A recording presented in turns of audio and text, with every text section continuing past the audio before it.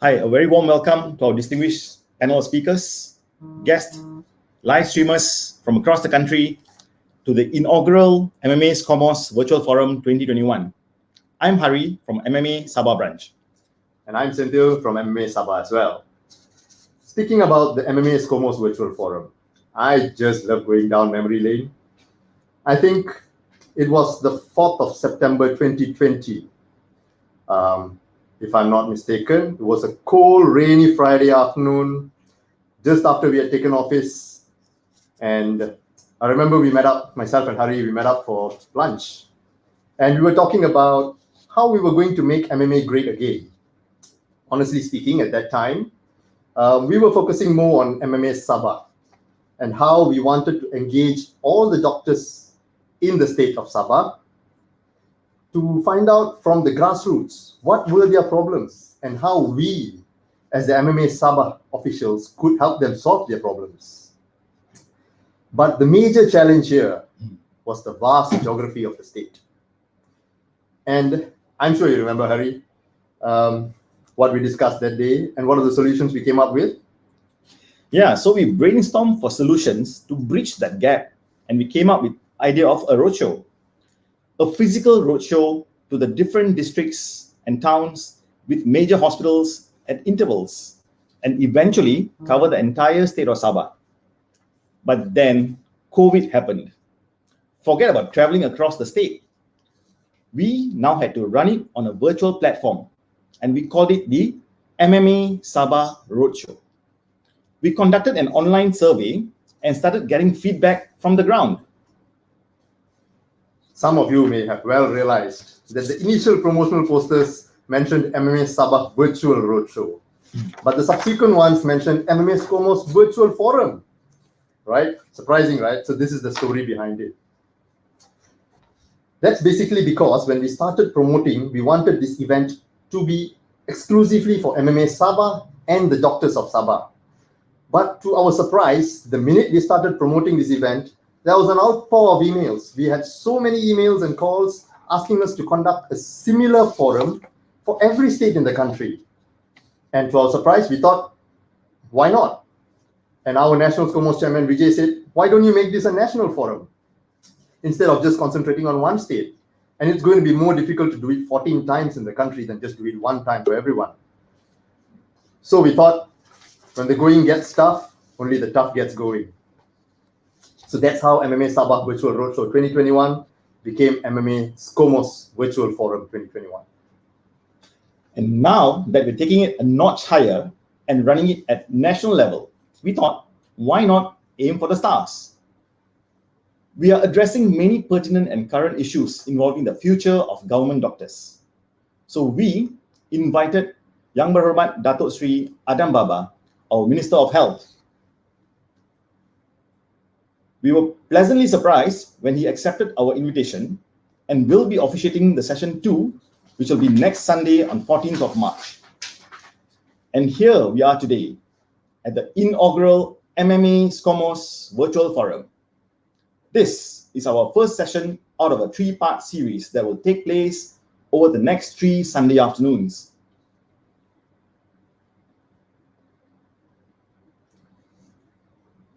For those who have not registered, please do so at the link below so that we can keep you posted about the sessions and the speakers.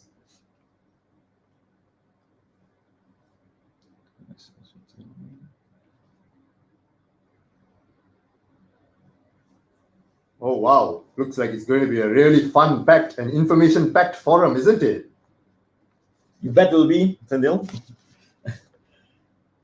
For those who are unable to attend the session, the recordings will be made available for viewing later, both on Facebook as well as our YouTube page. So remember to catch it later on if you miss it this time around. Now, we want to engage our viewers and make this an interactive session.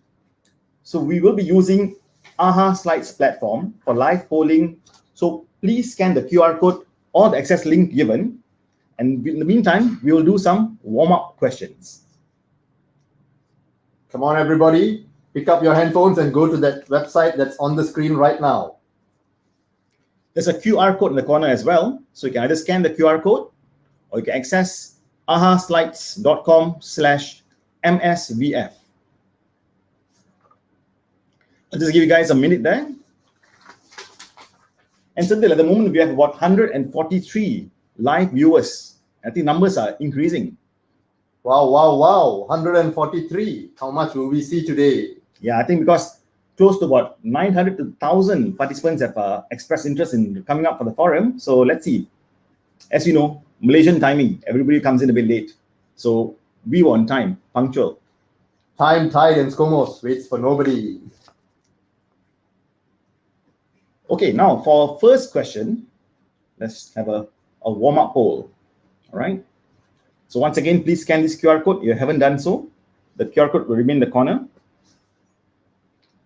Let's get a demographic of our viewers. So how old are our viewers, Sandil? From the looks of it, the early birds, I would say, are from the age of 20 to 40. What happened to our older generation? Those above 40 to 60 years old, they're not here. Is it because of the topics we're discussing? Well, it addresses all walks, from housemaids to consultants. Is it because our consultants are getting younger and younger by the day? Maybe they're falling out. They're keying in 30 to 40 instead of their actual age. Okay, 72.9% between the age of 20 to 30. So which means we're addressing a group of very young doctors and even medical students or medical graduates. So a big proportion of our audience who are interested to sign up for this forum were actually the younger doctors and even junior medical officers. So that's a larger demographic of today's viewership.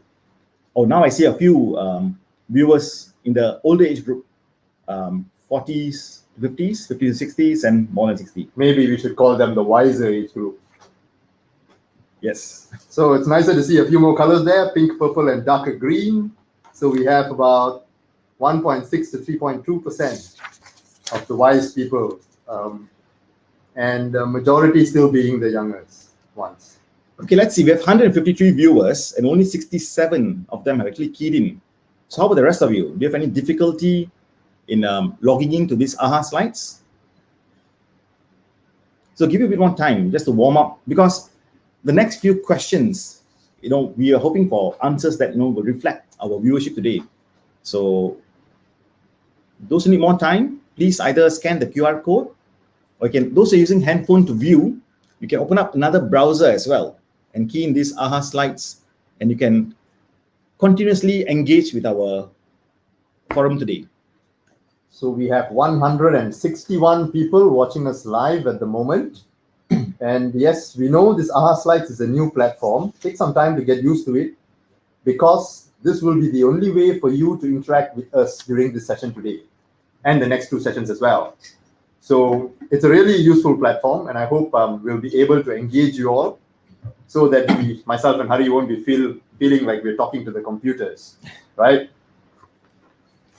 Okay. And plus, we'll be having Q&A sessions later on as well. So we will be using this AHA slide platform for the questions and answers. So more on that later. Okay, so now we have roughly about 100 participants who have answered to the AHA slides. That's roughly about close to 2/3 or more. Let's move on to the next question. Which state are you currently working in?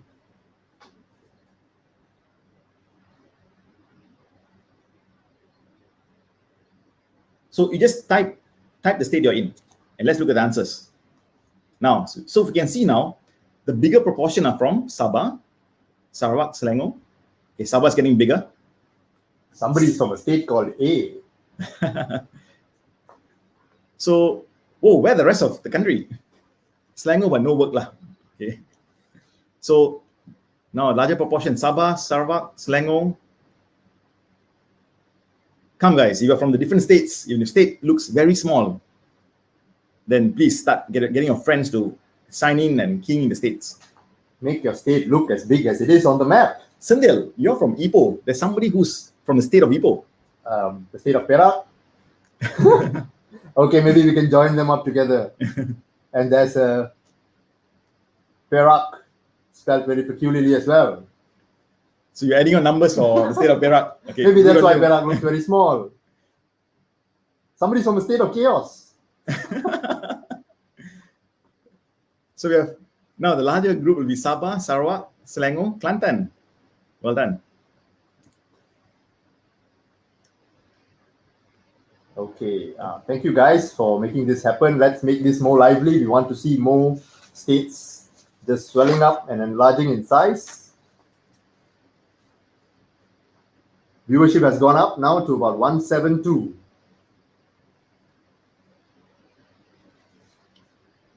Okay, let's go on to the next question. Why did you choose to attend this virtual forum? Is it to get updates on latest info? Is it to clarify MOH and JKN's policy on matters? Or is it to enjoy our membership promo gifts? Because you know, Sandil, right from the beginning when we had this promo for the membership, a lot of the participants have actually messaged me personally and say, oh, please reserve a token for me, or please reserve the scrubs for me. Is it? Wow, ikut jalan belakang, want to reserve items? Nope. We made it very clear, the rules and regulations. So they have to sign up for membership as well as participate in at least 2 of these sessions. Okay. So they need to sign up as members, I believe? They have to, yeah. I will go through the details of the terms and conditions for the membership later on. In fact, Dr. Siva, one of our speakers today, he will be briefing us about the terms and conditions as well. Oh, looks like some interesting gifts awaiting all of y'all. If you're not a member yet, so still not too late. Looks like from this 102, so 104 participants are live on AHA slides. So what happened to the remaining 70? I think it's still not on AHA slides. Come on, everybody, get yourself onto AHA slides, because it's just the 2 of us and we won't be able to manage the comment section on YouTube and Facebook while doing this live forum at the same time, right? So you got to help us for us to help you. We have a few comments saying AHA slides cannot get. Okay, let's see, this is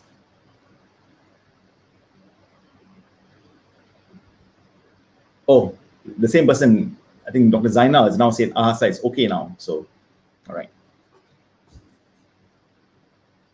Okay, so basically, Sandil, you realize most of them are here to get updates on latest information and followed by to clarify JKN and MOH's policy on matters. So only 14% of them are here to enjoy membership promo on these gifts. So that is not the main attractive factor. It is the content of today's forum that has attracted them here. It's happy to see that most of them are actually here for the information and to bridge and clarify matters with the authorities rather than just for the freebies. That's really good. Okay, now, last question before we move on to the session proper. What were the challenges that you faced? So is it a lack of personal knowledge on relevant matters? Is it a lack of easy accessibility to information and policies? Or is it a lack of one-stop platform to obtain updates on pertinent matters?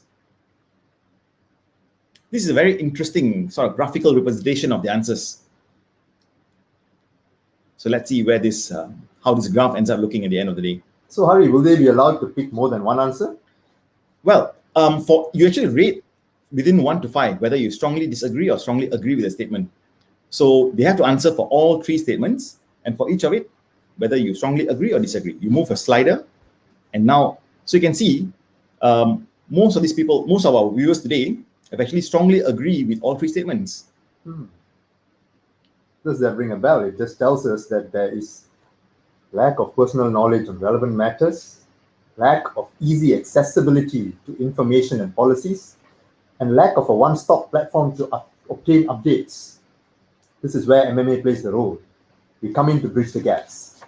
And truly, that's the reason why we even thought of this forum in the first place. So that's where the brainchild of this forum came about. So at least we know we are serving our purpose, and our viewers actually gaining at the end of the day. So we have about another 100 participants have answered. Viewership's at about 170 at the moment. Okay, let's look at your current designation. So let's look at our demographics and see where our viewers are from. Wow, the numbers are popping up very fast. So at the moment, the vast majority of them are medical officers who are in the contract medical officer group, followed by medical students or medical graduates and permanent medical officers. And quite a big number of specialists and consultants as well. Surprisingly, very small number of house officers. Are they all working today? Yeah. It's a bit sad to see less of the house officers today, but don't worry, guys. You can always watch it. The video will always be there on our Facebook page, right? The house officers, probably they're working shifts, and this is probably not the right time for them because it involves, I think, 2 shifts, the AM shift and the PM shift as well. So maybe only those working night today will be able to attend this, or they'll probably be resting because we got to be up the whole night. So don't worry, guys. The house officers, you all can always watch this on our MMA SCOMOS Facebook page or the MMA YouTube channel.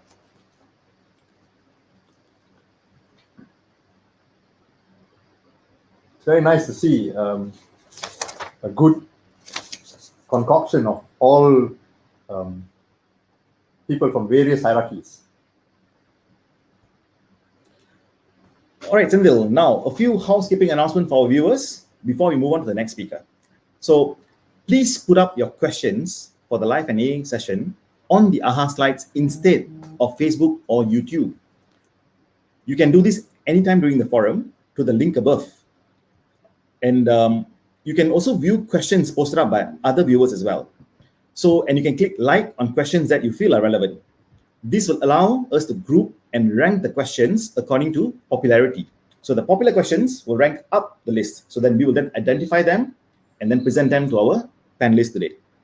That's number one. And second, for those signing up for membership promo, please note that a QR code and a unique link to a Google form will appear at random times during this forum. It's for proof of attendance in order for you to be eligible for the membership promo. So please don't miss that. Okay, some random attendance taking, feels like we are back in school. Okay, let's move on from there. We would now like to cordially invite our National SCOMOS Chairman, Dr. Vijay Ganesan, who is a practicing psychiatrist at Hospital Umum Sarawak, Kuching. Without further ado, let's call upon Dr. Vijay Ganesan to say a few words. Hi, can you hear me? Yes, loud and clear. Perfect. Okay. Thanks very much to Dr. Hari and Dr. Sindil. I think MMA Sabah has done a great job. In fact, a lot of work being put in for this MMA SCOMOS virtual forum. And I think a lot of time, I think both Hari and Sindil have had sleepless nights for the past few weeks, in fact. And as we go ahead, I understand that COVID has actually come and hit us since March last year. It's going to be, it's already a year. It's going to be like a year since a lot of us have traveled back home and spent time with our family and have been working on long hours and all that. But nevertheless, we need to look into the new norm. We need to look into the new system of having things. And I think what MMA Sabah has done has been remarkable. And when they came up with the idea, we discussed that perhaps this idea should actually be done for everyone, not for just in Sabah, but because the topics do have a connection with every state you are in. And at the same point of time, I think issues like what we are going to talk about today, like as in Sabah, Sarawak, CPD points and also benefits for government staff, I think these are topics that all of us need to know. And why I'd like to say this is because for Sabah and Sarawak, although you're not working there, we do get a lot of complaints of, what if I can transfer back? When can I transfer back? Once you're posted there, all these questions come up. But before you're posted, none of us know about all of this. So I think we have got Dr. Catherine from Sabah, Dr. Khairul and Dr. Azrin, who has agreed to join us from JKN Sabah. And of course, we have got Dr. Arul. Dr. Arul is actually my senior, the one who first taught me psychiatry, actually, in fact. And he's also here to help us out with some info from the Malaysian Medical Council. All the speakers have been handpicked, in fact, and I can guarantee you all that the team organizing it have put in a lot of effort into this whole event. Now, while we speak about this whole event, I was a bit surprised that earlier we saw one of the things that everyone strongly agreed was there was no proper platform no one-stop, I would call it a one-stop center in simple words, no one-stop center for issues pertaining to doctors. Now, I'm not very sure if you're all aware, but there is an MMA SCOMOS Facebook page. Previously, it was a SCOMOS group on Facebook, which was only made available to members and needed approval and all that. Now, this year, since we took office, the EXCO and the National Working Committee have decided to go public, and we actually open the page to everyone, meaning you don't need approval to join the page. You just have to click like on the page, and then as soon as you click like, you are... Hello? Yes, we Hello, hear yeah. you. Okay, Yeah, I can sorry. hear you. So I can hear the you. moment, okay, again, the moment you click like and follow, all updates will be on the page. In fact, we update our all information received from the Ministry of Health or any other relevant ministries or from hospitals as soon as possible. And also ways to contact us. We do have multiple platforms. One of it is, of course, HelpDoc. We are actually delighted that HelpDoc is really working recently. We have already got, I think, as much complaints as we had for the whole of last year and for the past 2 months. Now, of course, no one likes complaints, but the good part is everyone is engaging. And, you know, when all doctors engage together, we actually hope to improve the welfare and the well-being of all doctors as well. So when you all interact with us, when you all keep in touch with us and get to contact us, we understand you all better, because sometimes certain issues may not be very pertinent to the majority of people, but it may be something important. For example, recently I think we spoke about what is this, holidays for those sitting for parallel pathway exams and all that. Now, I know there have been some issues, but then again, we would not know if the doctors did not inform us. So I think it's a good way to engage through HelpDoc. If you all have time, it's MMA SCOMOS Facebook page. MMA is all in capital letters, and SCOMOS S with a capital S, CHOMOS. You just have to click that on your Facebook page, and you'll be right on our page. Just follow us to get the latest updates if possible. Now, besides that, I like just to add a few things. Now, many may not understand what is SCOMOS. SCOMOS stands for Section Concerning House Officers, Medical Officers, and Specialists. Now, it's good to know. I was a bit worried when I saw the graph not going up for the groups of between 40 and above ages. But it was good that after some time we saw it growing. Now, that's the good part. Now, the bad part is the engagement with SCOMOS, the engagement with the section concerning house officers, medical officers, and specialists. Now, maybe a lot of people would have felt, why should I join? What is the perks of joining MMA? Now, as simple as I would say, forget the perks, but what's most important is we have an association for ourselves. You know, I know a lot of people ask, what do I get first? But before you all ask, what do I get? Let us not forget that as we go in time, lesser and lesser people are our members. Okay, this is something that I have to stress. And this has been partially because of probably lack of engagement, and people feel that what's the point of joining and all that. Now, let me warn you all that in time to come, without a strong voice, we will see more and more taken off from doctors. So what we want to do is we want to help doctors to help them improve their well-being and their work as a doctor, because I'm sure everyone here understands that without a proper work environment and also a proper mind, you're not going to be happy at work, and your happiness at work depends purely because that creates a good, effective working environment. So let us join together, join forces, join the Malaysian Medical Association. It's very, very important. Now, we can't have the voice of doctors if we only have 10%, 20%, 30%. No, we need at least 50 to 60% to clearly say that, look, we are the Malaysian Medical Association and we are the association for all doctors, and we will continue fighting. As you all have seen, since September 2020, since we took office, and also the previous years prior to that, we have been pushing a lot of issues. And I know the biggest group today is actually among the medical officers, and I know a lot of you all are worried about the contract system and all that. Yes, we are working very, very hard to it. In fact, we have recently engaged with the relevant authorities, and we are trying to come up with a proper solution on this. Give us some time, but let us not lose hope. And I hope, before I end my speech, I hope that all of you all have a good time today. It's our first virtual forum. I agree that there may be some technical glitches, there may be some issues and all that, but nevertheless, the team behind it has put in a lot of time, a lot of effort. And let me tell you all one thing. this is a team that I can really trust. Not to say I don't trust other people, of course, but I trust my whole team. But the two guys who are moderators, one is the guy who brought me into MMA. Let me tell you the truth. I've told this before, but Senthil is the one who actually made me an MMA member. And Dr. Hari is currently his prodigy now, I believe. So trust me, these guys are people who really walk the talk. You don't simply just sleepwalk through life, but instead they walk the talk. And I believe they have lined up a good amount of topics for our talk today. For those who have not joined, I believe there was about 990 something or 1,000 plus who signed up. For those who have not joined, if your friends haven't joined, please ask them to join. And before we leave, please make sure that they actually like and follow our Facebook page, MMA SCOMOS. I repeat once again, capital M, capital M, capital A, capital S, CHOMOS. So please like and follow our page. Join us as members if you all are not members yet. And if you all are still thinking about it, it's okay. Think about it until the third thing, but you don't enjoy the benefits. So if you want all the benefits, then join us as soon as possible.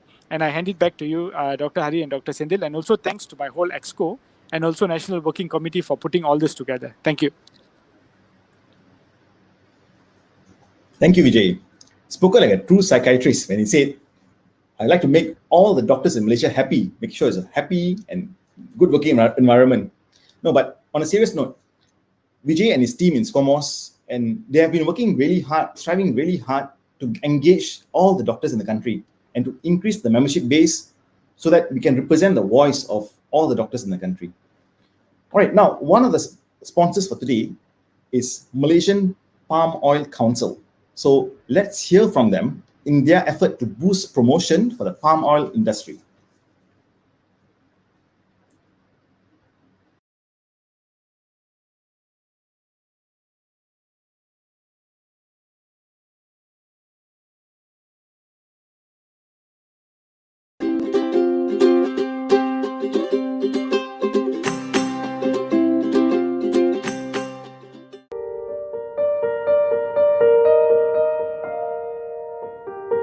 Asalnya Nun dari Afrika Barat, tiba di Malaya dengan nilai tersirat. Mulanya menawan menghiasi laman, semakin menyerlah dengan tukaran zaman. Sawit, nama yang cukup berharga. Minyak diperolehi didagangkan ke dunia. Minyak sawit penuh nutrisi. Ketahanannya pasti di suhu tinggi.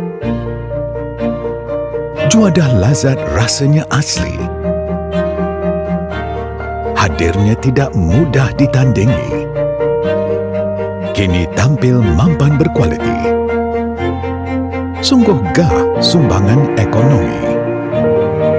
Inilah sawit membawa untung. Ribuan pekebun tumpang bergantung. Syukur dilimpahi rezeki berpanjangan. Anak-anak menimba ilmu, menempa kejayaan. Dengan kajian dan penyelidikan berterusan, sawit dihargai untuk pelbagai kegunaan. Daripada barangan bukan makanan hingga kesejahteraan tubuh badan,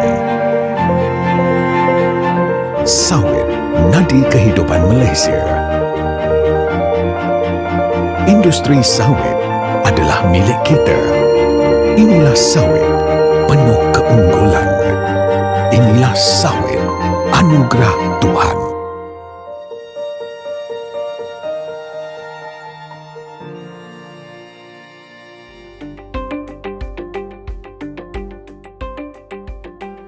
Do for a healthy lifestyle, it starts with, well, first I hope people wake up happy every day and have a positive and favorable outlook on life. I think that that's really important. Stress management's important. Sleep is important.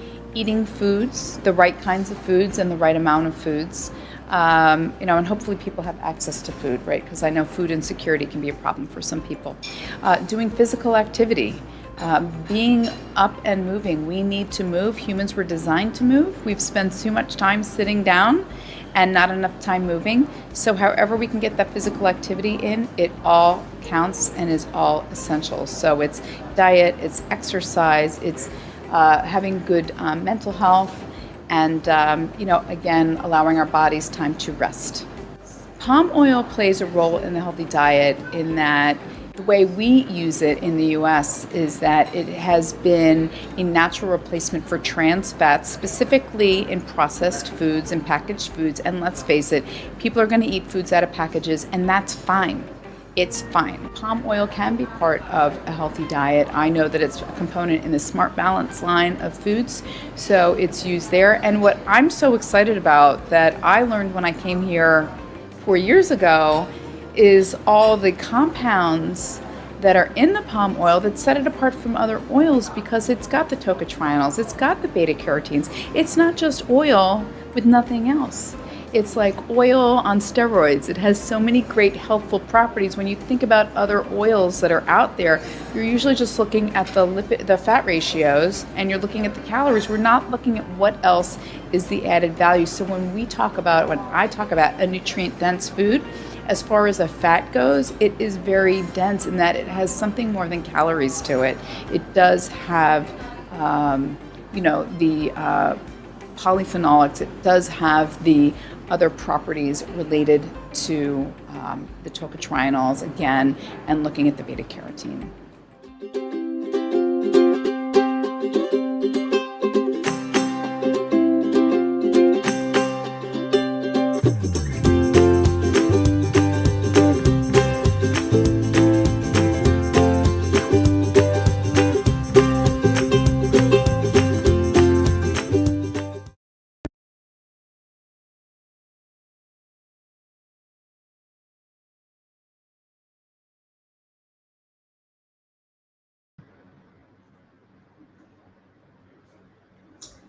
Welcome back. Okay, that was just a short commercial break, a video by our sponsors. If you heard what she said, humans are designed to move, right? I'm going to be sitting here for the next 2 hours, and I feel I really need to move after this. Okay, before we move on further, we will just carry on with another short video, but this video will be from the MMA SCOMOS. Basically a short video telling us what MMA is all about and what will you get if you sign that QR code and sign up right now. So let's watch this little video.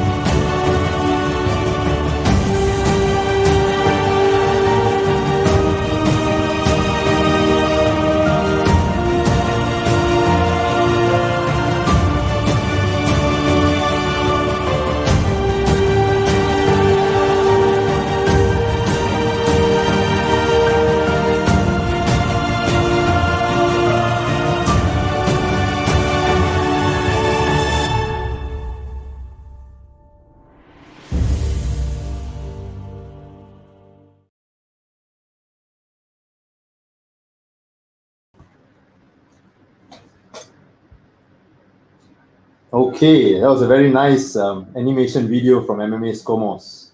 Moving on from there, let us start off with the much-awaited dialogue session with our invited guest speakers from Jabatan Kesihatan Negeri Sabah and Jabatan Kesihatan Negeri Sarawak.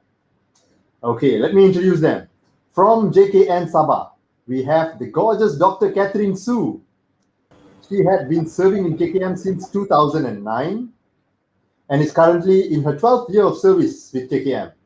She did her housemanship in Kota Kinabalu, Sabah, and joined the medical division in the Sabah State Health Department since 2016. She currently holds the position of Principal Assistant Director at Jabatan Kesihatan Negeri Sabah. Welcome, Dr. Catherine Su. Next up, we have two fine gentlemen from Jabatan Kesihatan Negeri Sarawak, Dr. Khairul Rizwan bin Roslan and Dr. Azrin bin Aziz. Dr. Khairul completed his housemanship in Hospital Umum Sarawak, Kuching, and has been serving the state since the year 2006. After serving in Hospital Saratuk for 4 years as a medical officer and even the director of Hospital Saratuk, he then joined Jabatan Kesihatan Negeri Sarawak and is currently the Senior Principal Assistant Director and Head of Medical Resource Management for Jabatan Kesihatan Negeri Sarawak. Welcome, Dr. Khairul. And last but not least, we have Dr. Azrin, who did his housemanship in Hospital Miri in 2010 and continued to serve in Hospital Lawas thereafter for 7 years as a medical officer and was then promoted to be the director of Hospital Lawas. He joined JKN Sarawak in 2018 and is currently the Senior Principal Assistant Director of the Medical Development Division of JKN Sarawak. Welcome, Dr. Azrin bin Aziz. We welcome all of you to this interactive dialogue session, which will be conducted as a rapid fire session. So it's going to be question, answer, question, answer, question, answer. But if you have certain slides which you feel is pertinent and relevant to the question asked, do feel free to let us know and we will just flash your slides for you. Whichever you feel is right, just let us know, we will help you do it. Right? So with that, I hope we will have a fruitful dialogue session, and over to you, Hari. Okay, welcome to our distinguished guest. So without further ado, let's proceed with the dialogue session. Starting off, first we have a question for Dr. Catherine Su. It's regarding placement and transfers within and out of Sabah. This is a very popular question amongst all our viewers from Sabah and Sarawak. I worked in a rural district hospital as an MO for 2 years and would like to transfer back to Semenanjung. However, my hospital director has rejected my application. Now, question 1. Is there a standardized criteria by JKN Sabah for transfers out of Sabah?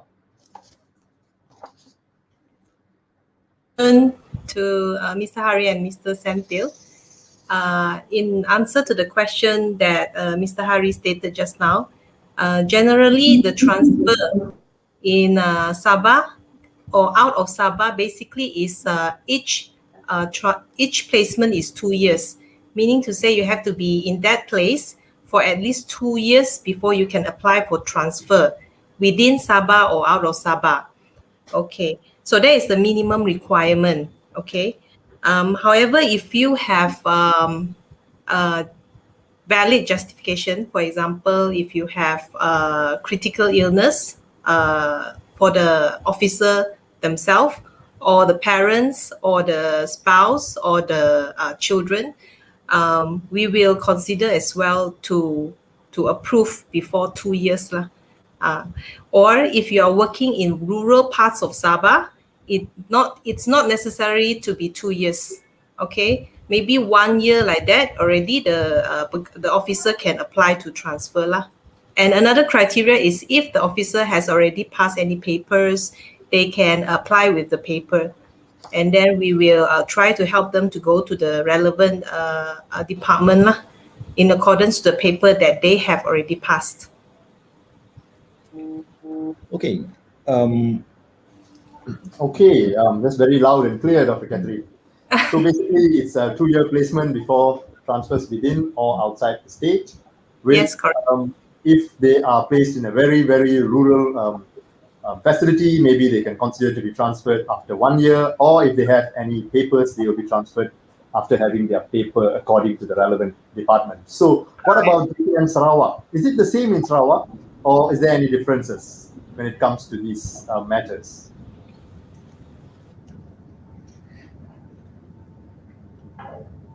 Thank you to Mr. Hari, Dr. Hari, and Dr. Seti. I'm Dr. Azrin. For the Sarawak, JKN Sarawak, same goes to with JKN Sabah also. We minimum is for the service at least 2 years for before the mostly for most of our hospital director to improve to transfer back to Sarawak to Semenanjung or Sabah. But we also depend on the valid justification or strong justification to if less than 2 years in service. Of course, if got a spouse to follow the spouse or any critical illness or any strong justification lah. And then of course we also for the internal transfer if got external paper, past paper, we consider to transfer to tertiary center, hospital, with specialists to continue their training. I think that's all. I think that have you heard that? And also we got something like doctors who serve in district area, very remote area. For example, clinic kesihatan bio is something like that. So usually we consider it's about minimum 1 year. We consider all doctors who serve in flying doctor service, every day flying with helicopter, something like that. Usually we approach with minimum 1 year, and before this person, there's doctors going back to big hospitals or to further study in the area. We suggest, usually we advise all the MOs to serve districts so that they know what the challenges and what the community and the problems arise among the community in this area. Okay, thank you. Thank you, Dr. Khairul. Now, back to Dr. Catherine. Dr. Khairul had mentioned that those are serving in very far district hospitals where they require helicopter transfers and so on. They may get to transfer after 1 year. How's the policy in Sabah for MOs posted in similar very rural areas? Just one second, let me unmute you once again. Yes, it's the same. It's the same after 1 year. Basically, those who be placed in the rural part of Sabah are given the chance to apply to transfer out before 2 years. So meaning to say they can start to apply after 1 year in rural placement. Okay, for the benefit of the viewers, could you tell us what are the districts in Sabah that are considered as hard rural areas, very far in? Actually, there is a list, doctor, but I cannot remember the full list now. There's a list in KKM's Pegaliling as well. Yeah. So basically, when you see the Sabah map, it will be in the inner part of Sabah. So because the clinic kesihatan is placed all over Sabah, yeah. So basically, those who work in the clinic kesihatan mostly will get the chance of transfer out earlier because it's the placement, the clinic kesihatan is located in the very rural area of the Sabah lah. For example, like clinic kesihatan Long Pasir, clinic kesihatan Kaingaran, all those very inner rural part of Sabah. Okay. And following that, is there a restriction to allow more than one doctor per hospital to apply for transfer out of the hospital or even out of state? Okay, on top of the 2 years minimum requirements to transfer out, actually all the transfers will have to go through the Ketua Jabatan, which is the Pengarah Kesihatan, the director of the hospital, and also the Pegawai Kesihatan Kawasan lah. So we have to look at the situation at that time. If at the same time there are maybe 2 or more medical officers apply to transfer out, then most probably Pengarah Hospital or the Pegawai Kesihatan Kawasan will have to, arrange them in a way that they are not going at the same time. This is to protect the service, because imagine if they go out together at the same time, it will be a problem for the service because as we know, when the new medical officer comes, they will need to be trained and adjusted to the situation, to the workplace before they can fully, function. But if there are a lot of medical officers going out from the same facility at the same time, then it will be a problem for that facility. So I think I encourage the pengarah hospital and also the pegawai kesihatan kawasan, which is the ketua jabatan, to always discuss with their MOs, medical officers, in terms of the transfer plan, meaning to say who are going first, who has more urgency, all that. And then line them in the sense that which one is more urgent to go out. Maybe this one has critical illness, or maybe this has a lot of family members, children, they wanted to go back to be with their spouse. I think all that has to be taken into consideration and discussed properly with the medical officer, so that even though they are not approved to be transferred at that time, they at least know when they are going. Yeah, I think that is the way lah.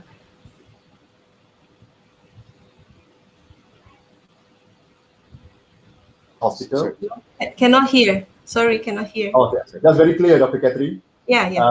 It's very well put as well. So basically, they will need the approval of their ketua jabatan, which is the pengarah hospital, as well as the pegawai kawasan, and it's for them to discuss with the MOs and prioritize them accordingly. Correct. So for Sarawak, is this the same in Sarawak, or is there a different protocol or policy? Could you all tell us? Dr. Khairul or Dr. Azri? For us, for Sarawak, almost the same. Usually, we make something like decision or inform both of us earlier. Usually, when the doctors working in very remote area or district area, something like that, and then they want to go out to the big hospitals or transfer back to Semenanjung, they will inform us so that we can define or can find the replacement for them. And then usually the head of department agreed if there's a got replacement. So far, this is a one situation.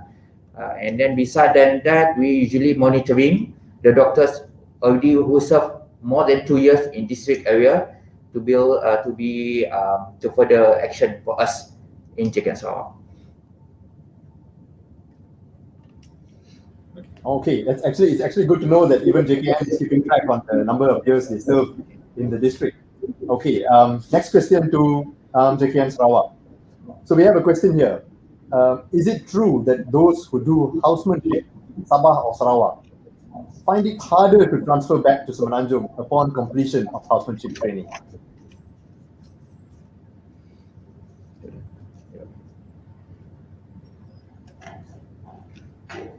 Okay, for that question, is not true, but those who houseman just completed the training, plan to going back to Semenanjung, this is called kembatan semula. The decision is depend on the bahagian sumber manusia KKM. But usually before they finish the training, they will fill out the form, which hospital they want to go to further lah.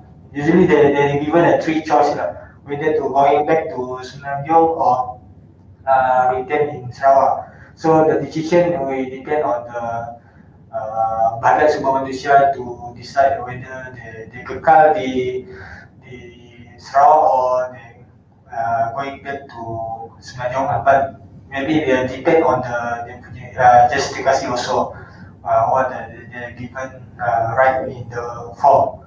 So most of them they will place back to Sarawak if manpower needed. If in Sarawak the vacancy is still to fill up. So they also entitled to write rayuan actually to bahagian sumber if they actually the placement not going back to Semenanjung, but actually mostly the rayuan not approved lah. Because maybe because the Sarawak the vacancy is still needed, so they mostly not difficult, but there's some justification to to consider before the market sumber Malaysia to place back to Semenanjung.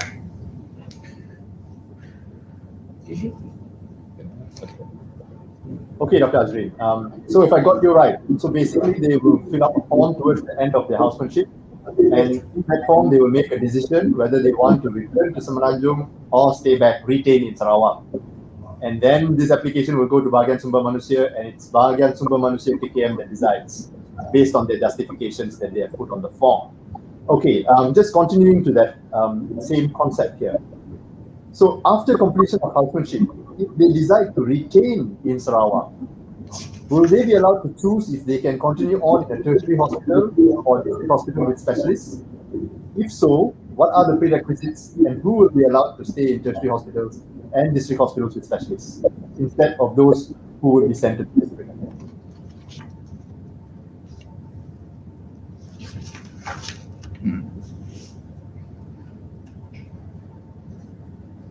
Yes, we will consider them to if we go through the justification for whether they have the external paper or any adapted paper before we try to place them to the department or hospital with specialists where they want to continue their training. So usually but those who just register or planning to join the specific department, sometimes we not place them to the specific hospital because we also need to serve other district. Clinic kesihatan also depend on the priority which division need power.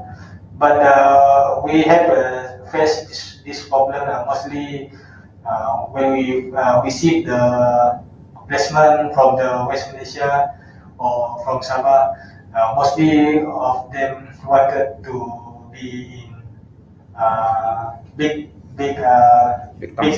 town like Kochi, Miri, Cebu, or Bintulu also. So if we follow the request or they want to serve in specialist clinic.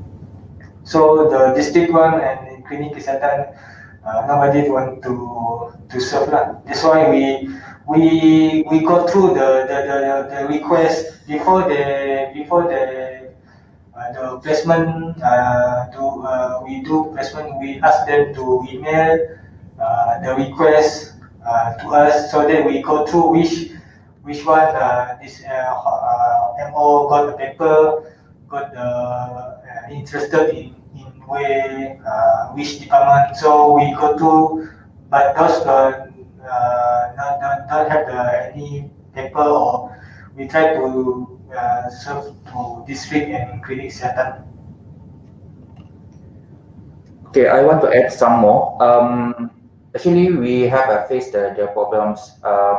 We understand that if all the doctors remain at the same hospitals, and then the new people come and then to work in districts. So usually we give something like Sarawak have the Sarawak, and Semenanjung juga kita bagi juga all the something like Samawata, so that the people in district usually to receive the doctors the service actually equivalent. So our side we have difficulty because the clinic kesihatan we got 275 clinic kesihatan and 23 hospital, almost the same with Sabah. But all the clinic kesihatan in Sarawak, I think is nearly to 60% got the doctors. Another remains 40% don't have the doctors.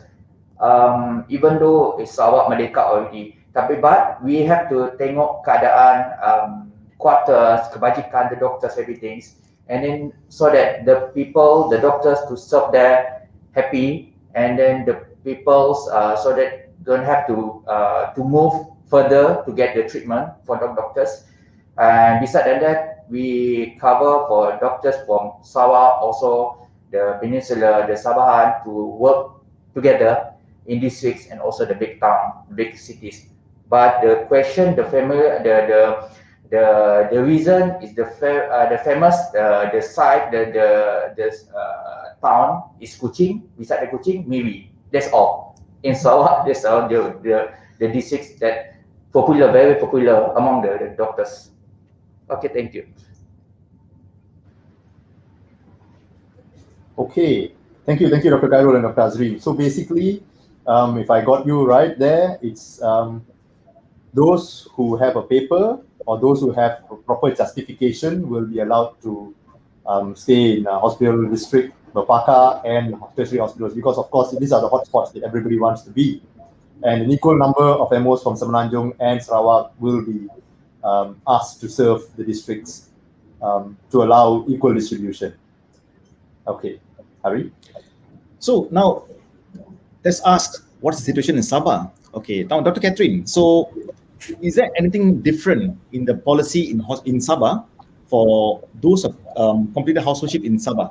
So do they also get the option of filling up a prerequisite form to put in the choice of where they like to be posted to as MOs? Yes, correct, Mr. Hari. Yeah, actually the form is wajib for all the housemans.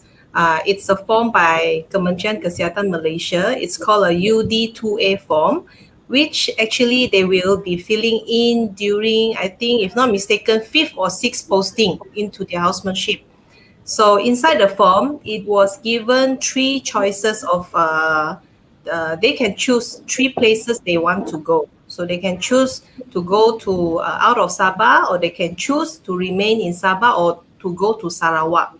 Okay, so they can put that lah as the 3 choices in the form. So when we do penempatan after housemanship for them, we will actually refer to the form. We will actually refer to the form. So we will check first what is their interest. So if they're, for example, like if they are interested to go to Hospital Queen Medical Department, then we will check whether there's a vacancy in Hospital Queen Medical Department.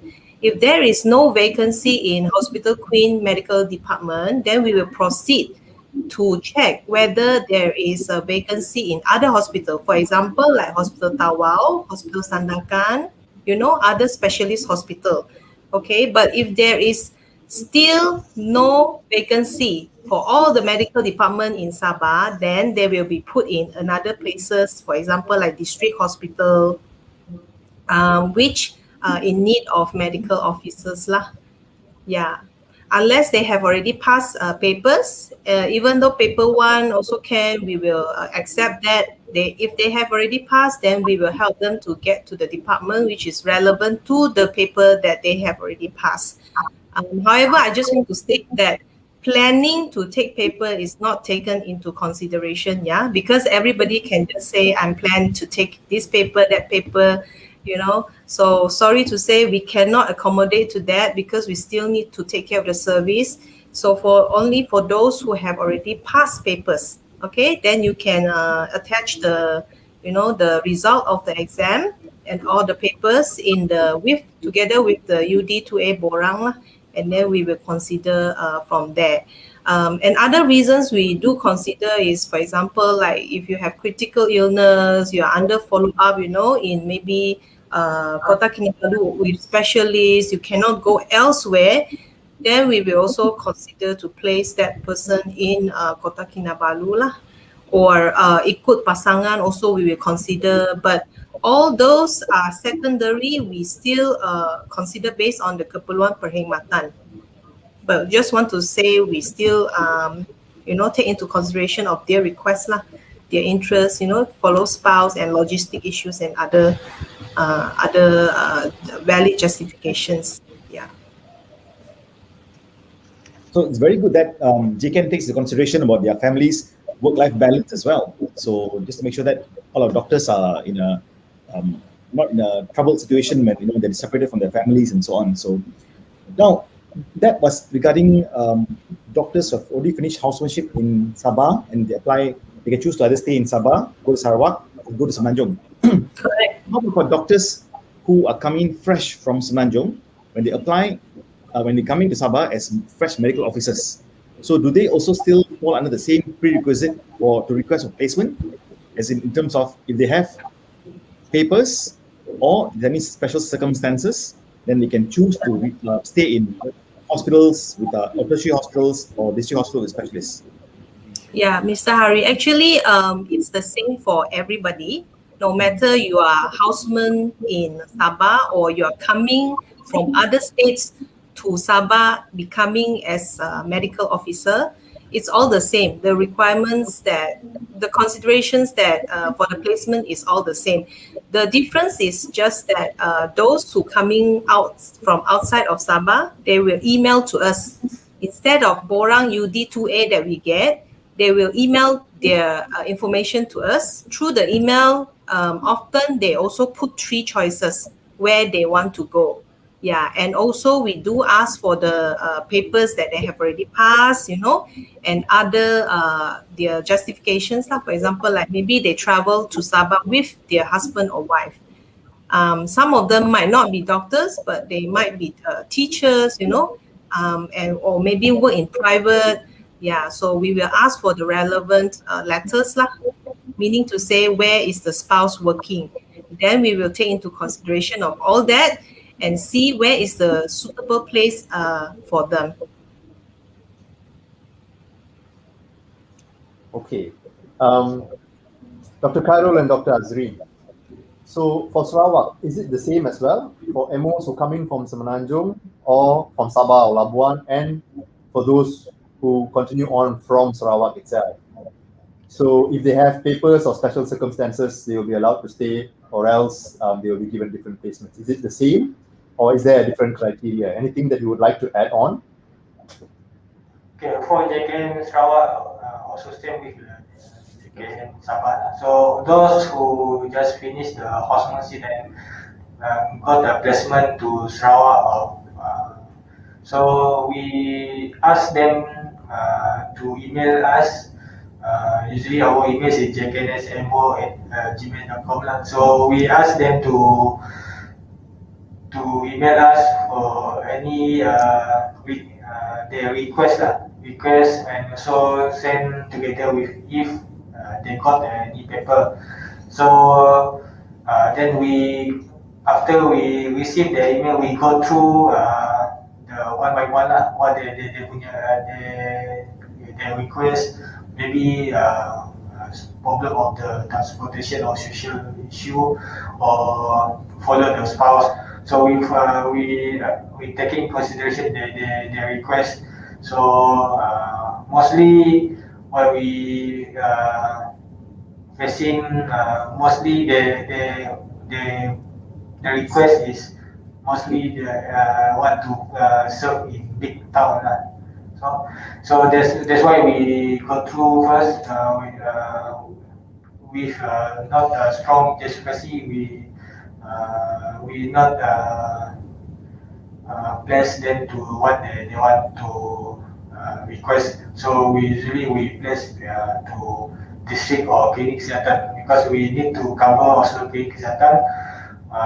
Same with JKN Sabah. So I think we JKN Sabah or Sarawak, I think we face the same problem lah. Mostly from West Malaysia want to serve in big town, and some example the famous request is they want to near to airport, so they want to easy for them to going back. So that the reason not really strong justification to them to stay at the big town. So as you all know, Sarawak ada 23 airport, 23 airport. So not only at Kuching, Bintulu, Miri, and Cebu, but our district also at the airport. I think that's all.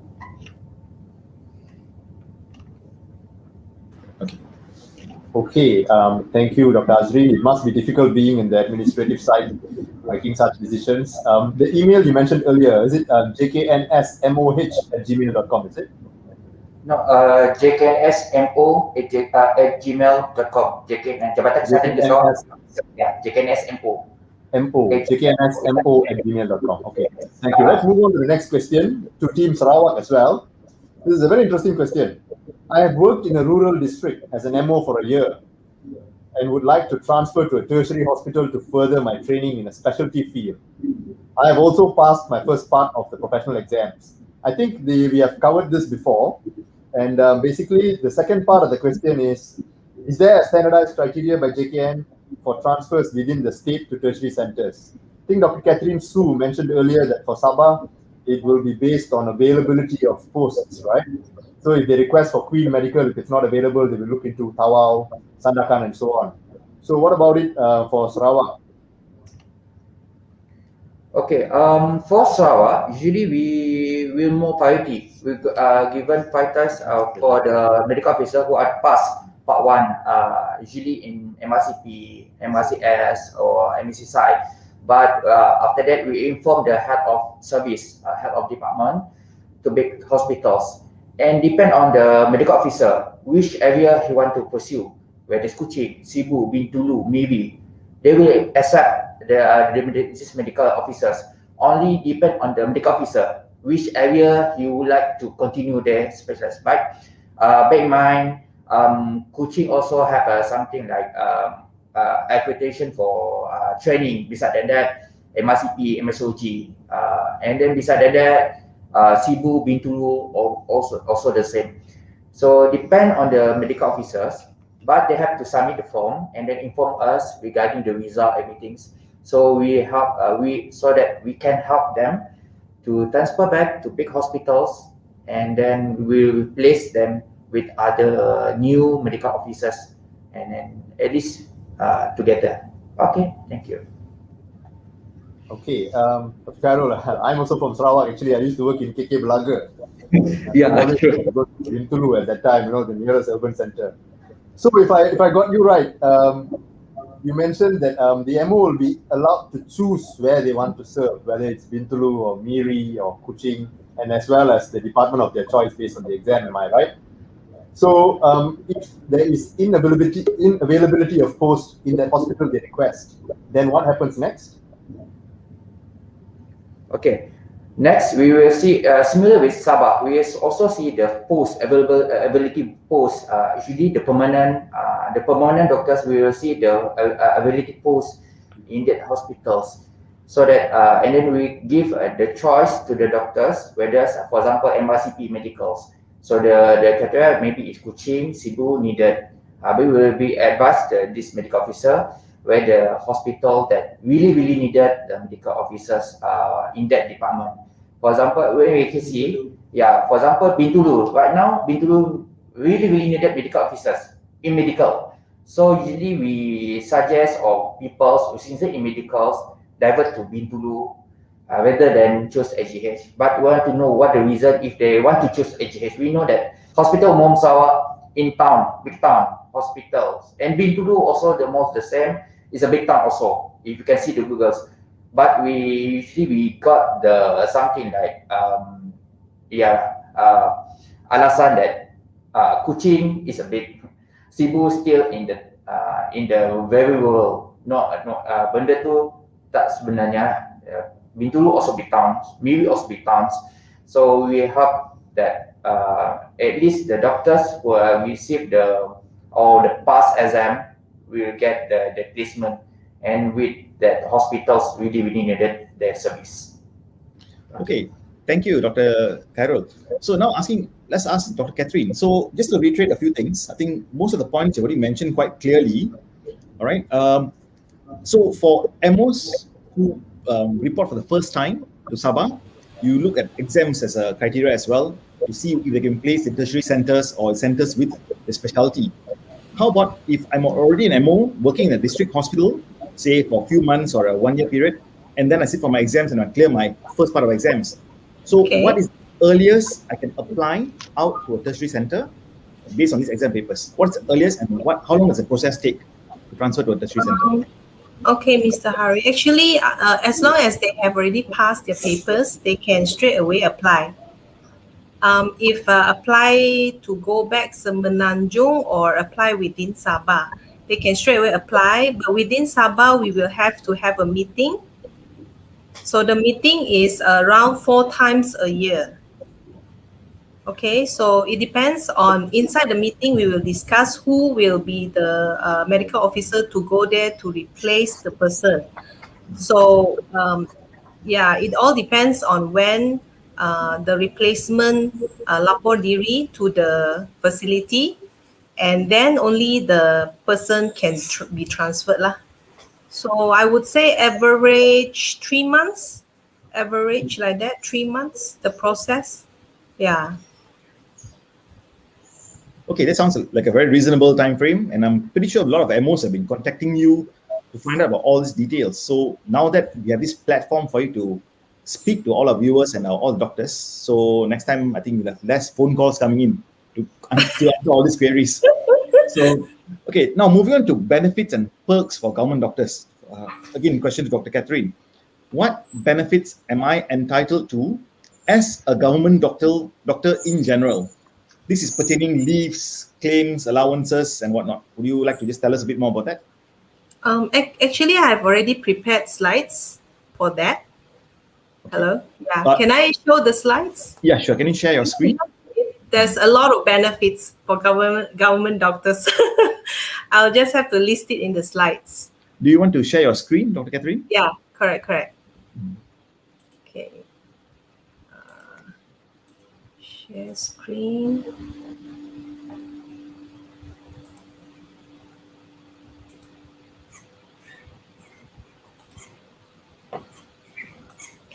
Okay, can you see the screen? Okay, just one second. Let me add it on.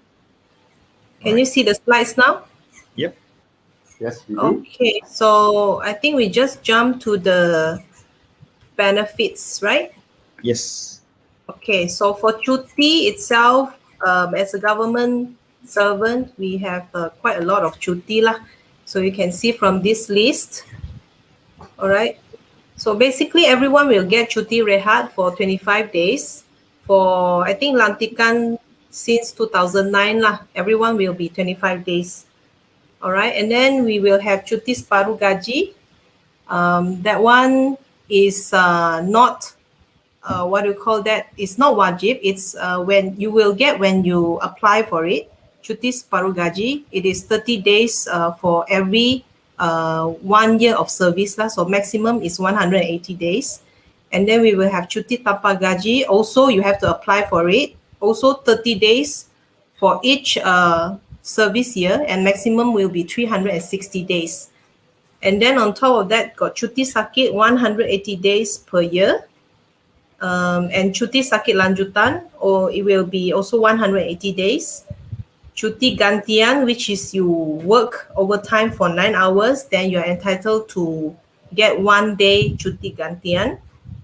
And then for ladies, cuti bersalin, it will be 60 to 90 days for each kelahiran. Okay, so maximum it will be 300 days in your service lah, the whole service. And then cuti isteri bersalin for gentlemen with wives. So it will be 7 days for each kelahiran, maximum 5 times lah. And cuti menjaga anak will be 5 years sepanjang perkhidmatan, but it will be tanpa gaji. And there's a lot more lah. Cuti urusan kematian 3 days, cuti TB, kusta, embara, cuti haji, cuti tanpa gaji mengikut pasangan. Okay, and then cuti belajar bergaji penuh. This one is for those who apply to bahagian pengurusan latihan to join the program sarjana. So they are entitled to get cuti belajar bergaji penuh, meaning to say they go for studies in master program and they still get their salaries going on. And cuti tugas khas perkhidmatan. Okay, so this one is for radiology and psychiatry department, whereby they get 14 days a year of extra leave on top of the cuti rehat of 25 days. Okay, so next, allowance and tuntutan, there are quite a lot also. So gaji pokok is for everybody lah, gaji pokok. And then imbuhan tetap kerajaan also everyone will get. As for Sabah and Sarawak, allowance wilayah also, all the pegawai that bertukar wilayah are entitled to allowance wilayah. And allowance perumahan wilayah, okay, this one Sabah is the highest lah for EPW. And I will show you in the next slide how much is it. Allowance perkhidmatan kritikal ini untuk for all the doctors. Allowance pakar, this is only for specialists. Allowance khas, this one is given during special circumstances. For example, allowance COVID that is ongoing now. And then we have bayaran insentif penempatan pakar, BIPP. So this is for specialists who comes to Sabah and Sarawak only lah. And also allowance kesusahan, it depends on the location. In the KKM, they have a list on that one. Okay, category for P1, P2, and P3. And then we also have allowance perpindahan and pertukaran for those who are moving around for service. And of course, when you are working, you are going out of the office or your facility, then you are entitled to allowance bertugas di luar pejabat lah. And also for those who come to Sabah, Sarawak, and maybe they transfer interstate, then they are entitled to tambang balik ke wilayah asal lah sekali setahun. And this one is including your spouse and also your children until 18 years old. Other than that, if you are in the service, you are also entitled to incentive clinics selepas waktu pejabat for those working in clinics kesihatan, and sometimes in A&E, they have extended clinic hours. And also bayaran kemudahan alat perubatan lah. Yeah, so that one is one of the benefits. So this one is allowance perumahan wilayah for Sabah. So you can see it follows the grade. It will increase according to the grade. So for Sabah in Kota Kinabalu, UD 41 will be 930 ringgit lah. As for other state, I'm not very sure. I think 700 if not mistaken. And Sandakan 880 and kawasan lain will be 830. So it will increase according to the grade. So Sabah is the highest for this one. And then bayaran insentif penempatan pakar. This one is for pakar also. Yeah, for pakar who come to Sabah and Sarawak lah. So also according to the grade. All right. Yeah, I think also tuntutan perbelanjaan kemudahan perubatan. So if you work with government, you are entitled to all this. And also your parents, your spouse, and your children are also included. So you can apply for ubat, alat, perkhidmatan, rawatan penyakit buah pinggang, rawatan-rawatan yang lain lah. Okay. So yeah, I think that's all.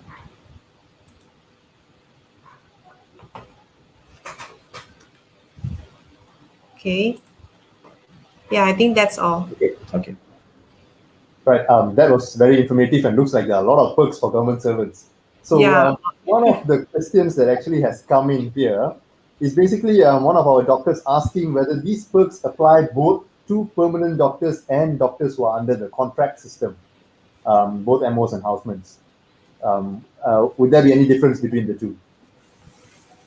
Actually, I think most of the perks and benefits that I have already explained just now are applied to both lah, both the TAP and also contract doctors lah. Okay. Yeah. What about only the cuti pelajar bergaji penuh lah. For those who are not working in the government, I think it will not be considered. Yeah. cuti belajar bergaji penuh? It's still in the works.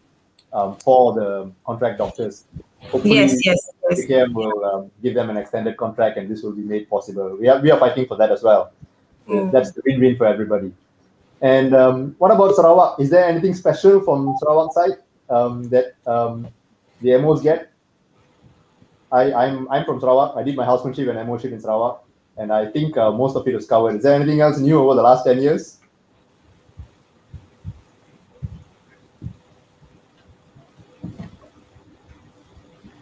Dr. Khairul and Dr. Azri? No, wait. Just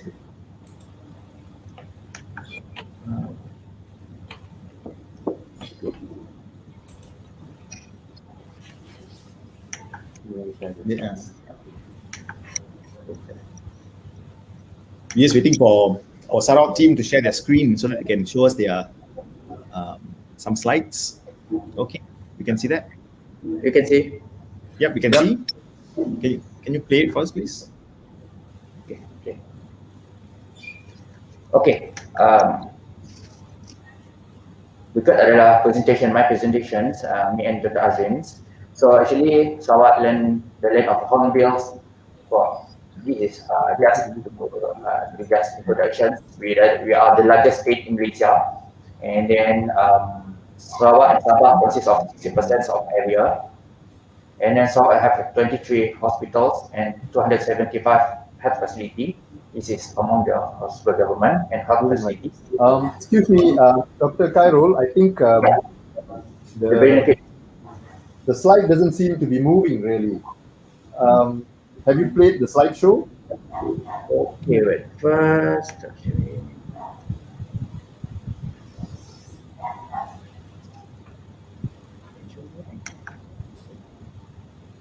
Have you seen?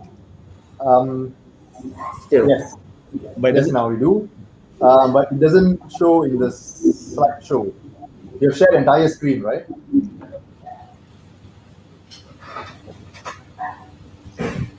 Just give us a moment there. Sorry.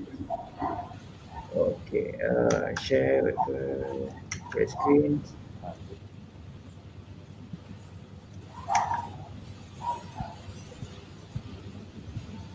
This window. Okay, the other thing we can do, maybe you could share the file with us and you share it with our registered participants. That's another possibility. Just another question, a follow-up question to the Sarawak team while that's being sorted out. So, Dr. Khairul, speaking about the tambang balik ke wilayah asal, does it apply to both contract and permanent staff in JKN Sarawak? Yeah, according to Kementerian Kesihatan, only permanent posts are eligible for tambang wilayah balik. I'm not mistaken. Already when this happened during the permulaan pada 2019 when they have their problems. So right now, according to JPA, it's only eligible for permanent doctors. Okay, so at the moment it's only for permanent doctors, and yeah, I would suppose 2019 is when the first batch of doctors, contract house officers became medical officers, and okay, and have you seen the slide? No, I think the slide. I think there's some problem with the presentation. Probably it's not moving. But maybe, Dr. Khairul, we can get the slides from you and can share it with our viewers later on via email, so at least then they can have the data or information later. And also, I think for the interest of time as well, because we are running a bit behind time. So thank you so much, Dr. Khairul and Dr. Catherine and Dr. Azrin, for being here today and answering all our questions. I hope heard what the questions that you've asked to us beforehand. So thank you.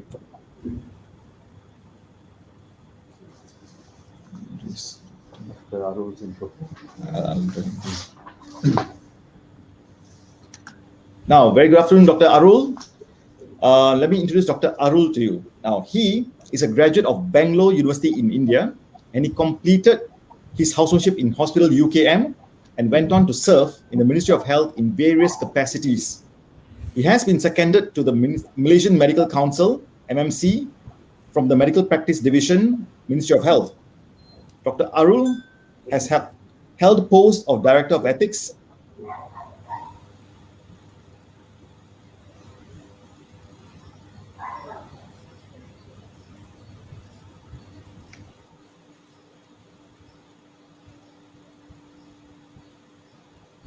I think just a little technical glitch there. No problem. Let me just continue where Dr. Hari left off.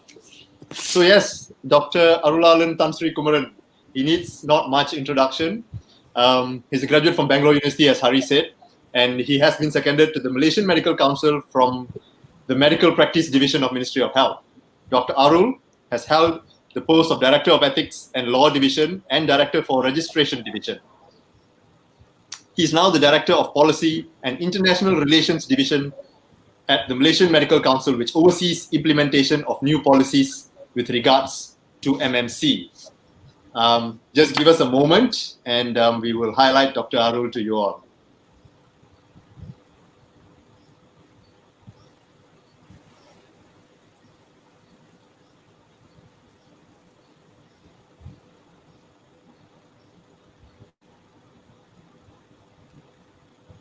So sorry for the technical glitch. Dr. Arul, sorry to keep you waiting as well. I hope you don't mind. Just give us a few moments here and we will sort this out.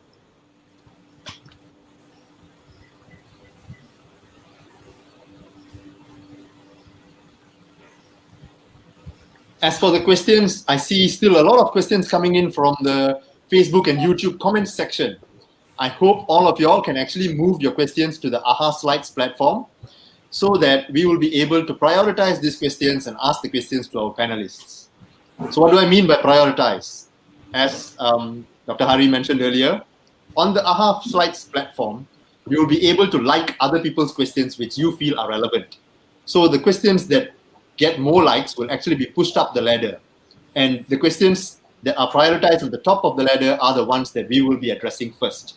But don't worry, the rest of your questions, if we don't have time today to answer it, we will try to get answers from our expert panelists and reply to you all in emails, right? So while our technical team is still sorting out the glitch, I hope all of you all can tune in to AHA Slides and transfer your questions from, or even your suggestions, from the YouTube comment section to the AHA Slides platform.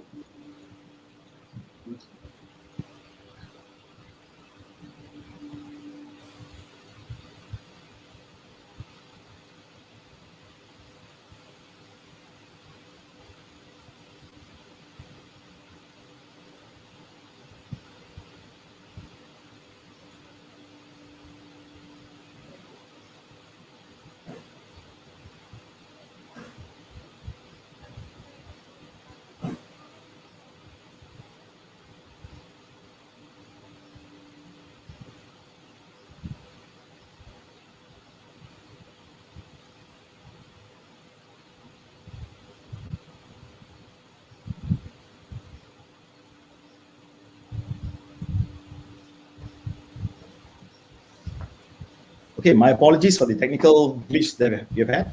So I'm not sure where's the last bit you heard me, but so thank you again, Dr. Catherine and Dr. Carol, and I'll remove you from the screen.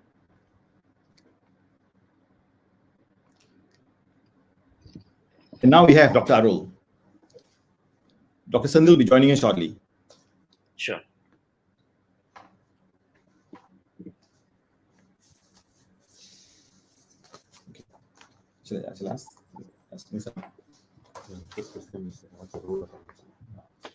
So, Dr. Arul, what is the role of MMC? Good evening. Thank you to SCOMOS members for inviting me for this virtual forum today.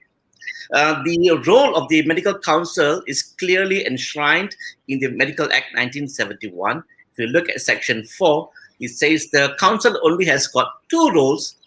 Role number one is to register medical practitioners, and the second function of the Council is to regulate medical practice. These are only two functions we've got. Okay. Now, regarding, can you tell us more about the CPD system and how it works? How does the integration of the MyCPD, the MMA, Academy of Medicine Malaysia, how does it communicate with each other, and how does it reflect our CPD points? Okay, the CPD actually is a requirement by law. If you look at the medical regulations 2017, you need to look at regulation 28(2)(b. It says the council can determine sufficient points. So the council has determined 20 points is sufficient for you to renew your annual practicing certificate. To go ahead, go forward with this, the council has appointed 3 administrators for CPD. First is the MyCPD. Then we have the second is the MMA. MMA is also the administrator for CPD. And we've got the Academy of Medicine as a third administrator for CPD. All each of these administrators have got their own online platform to collect CPDs. And these individual platforms are currently linked to the Malaysian Medical Council online platform, so that we'll be able to capture your CPDs to enable you to go ahead with your renewal of your APCs. All of them are linked, so we are able to catch. Okay. Hi, Dr. Arul. Sorry, I came in late and gave you a grand entrance as well. So, yeah, speaking about the 3 CPD administrators, we commonly get questions that, I have 10 points in my MMA app, I have another 2 points in my CPD, and I've got another 3 points in my Academy of Medicine app. So these points are not, I'm summing up to 20, but they're all in different platforms. So does this really matter? Because this seems to be a question that's frequently asked. Yes, initially they were all standalone systems. The MMA stands alone by itself and linked to us. But now we are in process of interlinking these 3 platforms, whereby if you're capturing it in Academy of Medicine, you'll be able to view it in your MMA app. So we are in the process of linking all these 3 administrators, and also these 3 are being linked directly to us.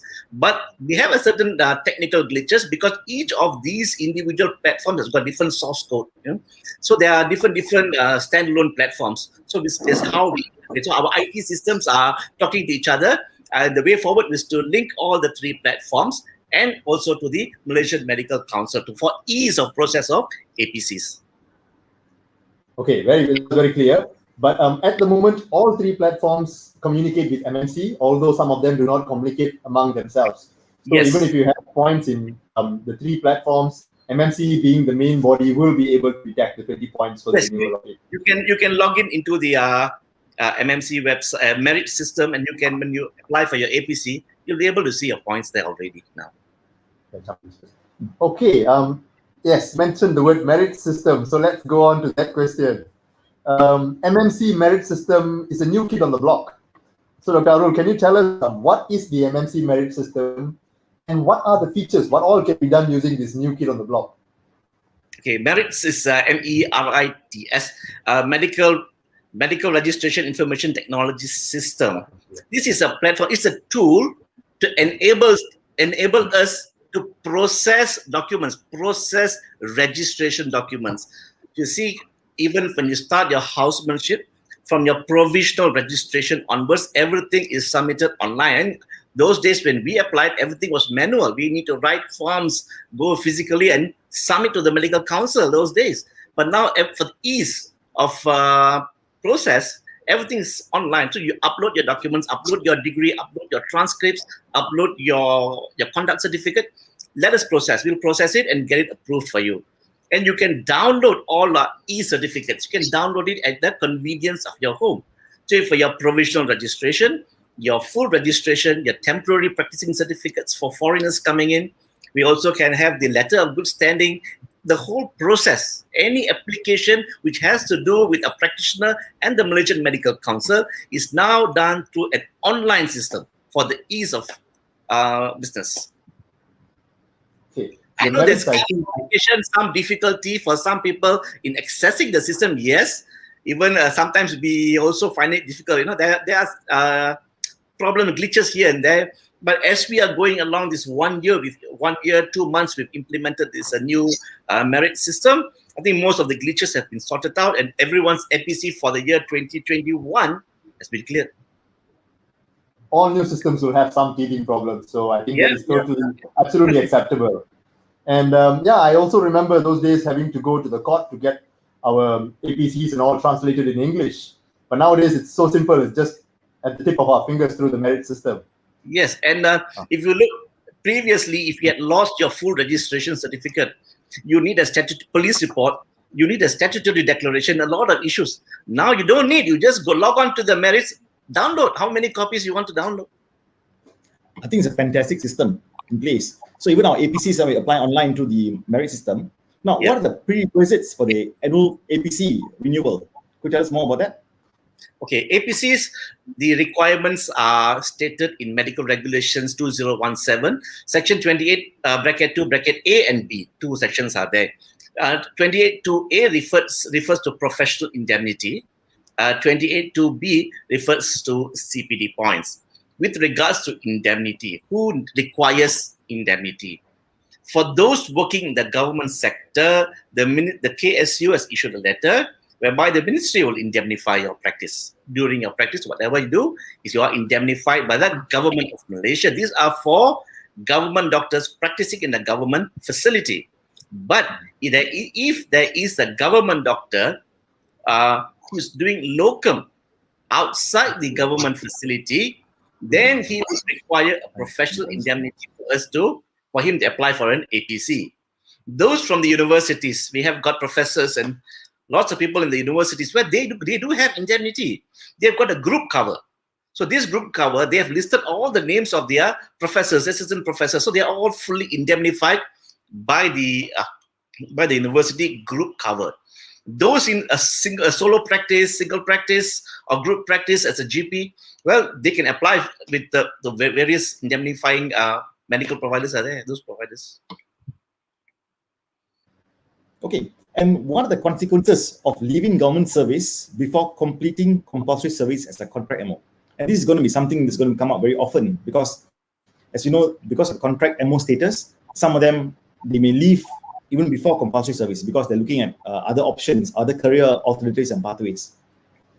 Okay, anyone who's leaving government service, they need to know what are the consequences of leaving service. It's very, very crucial to know this. Section 40, bracket 1 says that once you've received your full registration, the Director General of Health shall issue you a notice to serve in the public sector.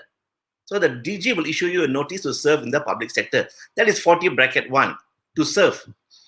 If you do not serve, 40 bracket 2 says that if you do not serve, you are found guilty against this act. You're guilty against the act if you do not serve the 2 years. Section 40 bracket 3 states that there's only one punishment if you do not serve, if you're found guilty, struck off from the medical register. There's no other option, only one punishment. You are struck off from the register. And section 40 bracket 4 says that you cannot appeal. There's no provision for you to appeal to the courts. There's only provision for the minister to reinstate you. So you must remember, so if you do not complete your compulsory service of 2 years, and if the Penasihat Undang-Undang in the Ministry of Health takes up this case, forwards it to the AGC, Attorney General's chambers, and if they find you guilty, the courts find you guilty, the only punishment for you is for struck off from the medical register. But there are provisions whereby, under Section 41 and so forth, whereby a practitioner can ask for pengurangan. Okay, you can ask for exemption, you can ask for reduction, or you can ask for postponement of compulsory service. You can do that. But how about, say, if they move from, say, Ministry of Health to other government agencies? They resign from Ministry of Health, but they now join Ministry of Higher Education or Ministry of Defence and so on. How does that work? Ministry of Defence and Ministry of Higher Education are still considered government service. So that is taken into account, yes. But some of them, if they are resigning to open up their own practice, that's against the Medical Act, clearly. Even if they are pursuing further studies with private entities which are not under the government sector, that would be the same as leaving service to Yes, non-government the agencies. same Am I as right? leaving service, yes. But Okay. if these contract officers, since now they are going on contract, let's discuss a bit on that. If they are going on contract, say for example, after their 2-year housemanship, they do not get any contract.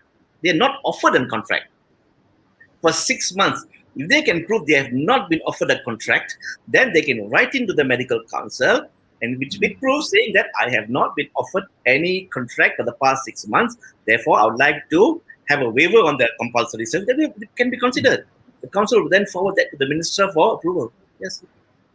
Because your source of income is not there, you are not earning anything for 6 months. There's no contract offered by government. So, but you need to write in. You cannot just resign. Write in, get it formally approved, and you can move on to your private practice. So there are clear provisions for exclusion for this requirement. Yes, they're all. It's there in the Medical Act. Okay. Now, moving on to the National Specialist Registry, because some of our viewers today are also specialists and consultants, or budding specialists and consultants. The Medical Act in 1971, which was amended in 2012, came into force on the 1st of July 2017, when the regulations were adopted. This makes it a legal requirement for doctors wishing to practice as specialists to have their names entered into the National Specialist Registry. Could you tell us more about the NSR? Yes, once the new medical regulations took effect on 1st July 2017, the registry which was held by the academy was legally transferred to the under the purview of the medical council. And whosoever wants to practice as a specialist has to have a NSR registration. This is you need to apply to the council, no longer to the academy. You need to apply to the council as per section 14C1 or regulation 27 bracket 1. It requires your application to be sent to the medical council.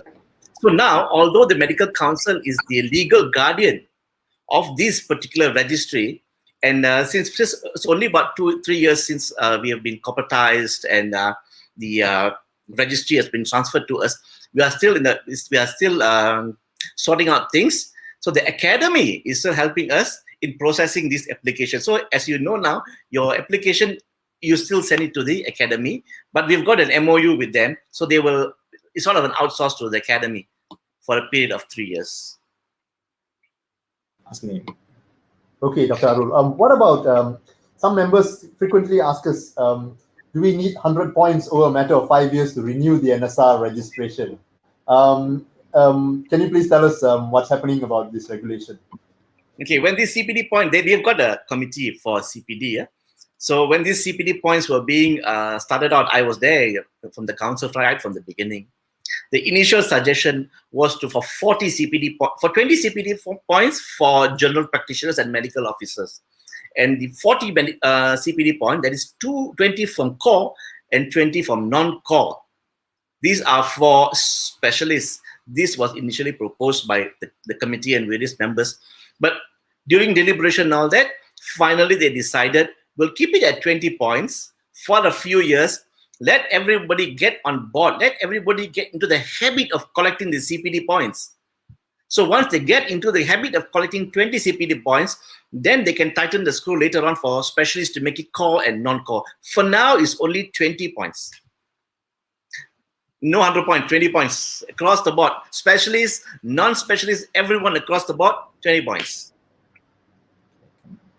Okay, so it's just 20 points per year.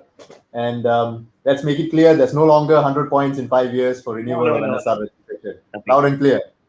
Okay, Dr. Arul, from MMC, is there any other updates or any information that you want to tell all our viewers today? Okay, most of the times, I'd like to give you all some insight about how disciplinary issues are handled in the Malaysian Medical Council. At times, you will see certain cases being viral on social media, Facebook, and so many things. I don't want to be very specific to any case whereby the media and the public are already prosecuting a particular doctor for sexual harassment. We see this doctor, you should take action. This one, police report should be, everything is being done. Then some people started questioning, why is the Malaysian Medical Council silent? What is the stand of the Malaysian Medical Council? Why is there no statement from the council? You have to understand, if there are people viraling things or the statement being made by public, there is a public prosecution of a particular doctor's matter. But the council cannot issue any statement with regards to this. Because if there is a complaint lodged to the Malaysian Medical Council with regards to that particular case, then, and if we had issued a statement saying the MMC would not tolerate sexual harassment, we have already prejudged this case. That means if the case comes, already I'm finding him guilty by my statement earlier. We need to give the doctor or medical practitioner enough time to defend himself, enough space to defend himself. We do not know. Most of the time, when you hear the cases, it's totally is totally different. Then it comes up to the council. That's why if there's any case viral, the Malaysian Medical Council will not comment on anything. That you need to know. Fair enough. And thank you so much. And another thing, if there's, say, for example, there is a case viraling, I cannot go and say, investigate that clinic, investigate this person. We cannot do that. The Medical Act clearly said there shall be a written complaint. We are not enforcement officers go around catching people. There shall be a written complaint. So there must be a complainant. A complainant's address and whereabouts should be known, and the complainant should come forward to the council. Now it's called disciplinary board. Earlier it was PIC and all that. Come forward to the disciplinary board and state his case. And the defense lawyers, they can cross-examine you. So it's very fair. Okay, thank you so much, Dr. Arul, for your time. So I think it's been very clear. We have explained with clarity about the whole MMC and NSR and the works of it. And please stay on, and we will then ask more questions later, and for many live Q&As that our audience viewers will have.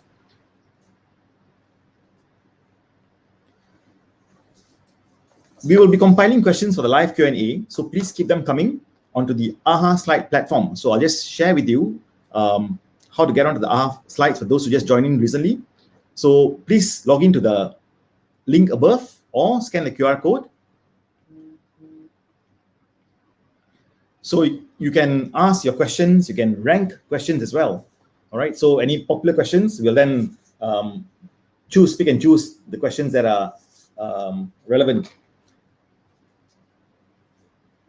Next, I would like to introduce our next speaker, Dr. Sivabala Salvaratnam, our Honorary Assistant Secretary from SCOMOS Exco, to speak to us about application for MMA membership and the special promotions that we are running. Hello, and a very good afternoon to Sendil, Hari, and my fellow comrades. On Sunday, Dr. Siva, I think you might have to turn up your volume a little. Volume. Can you guys hear me now? Are you able to hear me? Much better now. Okay. So a very good afternoon to Sendil, Hari, and my fellow comrades out there. Sunday afternoon at 3-something p.m. and you've all stayed awake. So well done, MMA Sabah, on organizing this first virtual platform for members, as well as all the other doctors. I've been given the unenviable task of speaking about membership. In Malaysia, everything has to be for free. So when it comes to membership, everyone wants to know how much is membership? What are the perks in there for me?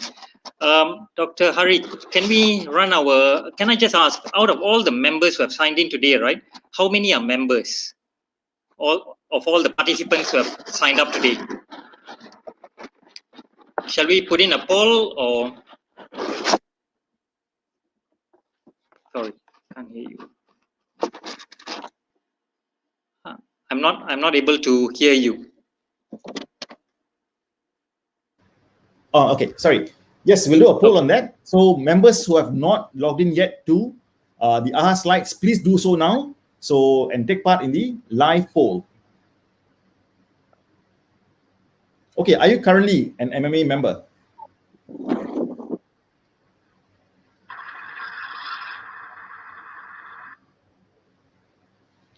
We have strong here. We have 186 viewers live at the moment, and only about 26 have answered so far. Let's give them a few more seconds to put in the key in the answers.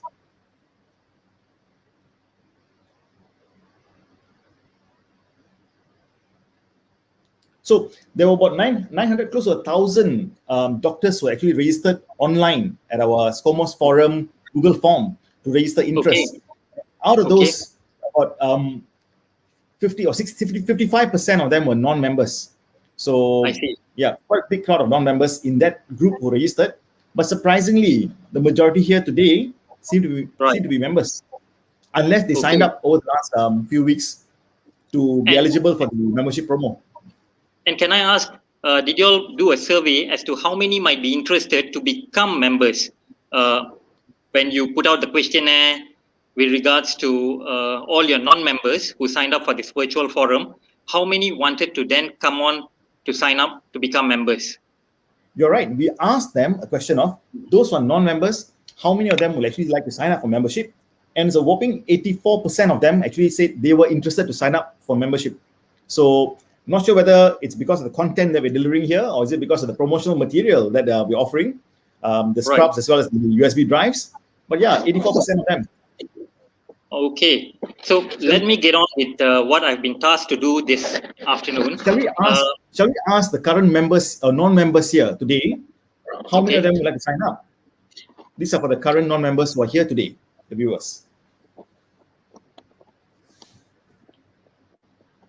100% going to sign up. So far, there's only 12 viewers so far. Numbers are going up. If it remains 100%, then Dr. Siva. My job is done. I can go and get tea now. So either that or peer pressure. Nobody. Oh, okay. I think you okay. lah. No, I mean let's give a hand to this 6.9% or 10% now, because at least they're being honest. You see, I mean the current generation. When people spoke to me that I should be an MMA member, all they did was, "Are you a doctor or an ambulance driver?" No offense meant, but basically what they were trying to say is, if you're a doctor, naturally you sign up with the Malaysian Medical Association. That's the forum for you to become the association that you take up membership with. Mm-hmm. If you're a nurse, you become a member of the nursing union, right? So the current generation, however, would like to know what is in it for me with regards to perks, and then only they tend to sign up. Well, times have changed, and we need to address these questions as to what is being an MMA member all about. Right. So 21.4% will not be signing up. So that's where I guess now your focus will be on this 20% or 21% to convince them otherwise. Okay. Maybe we should do a poll after the talk and see if the number goes down. Harry, I'm counting on you to buy me a drink for doing my job. Sure. All right. Once we're all vaccinated, then we'll all meet up for a nice drink. Fair enough. I'm getting mine next week. Can I share my slides? Yes, sure. Please share your slides. Okay.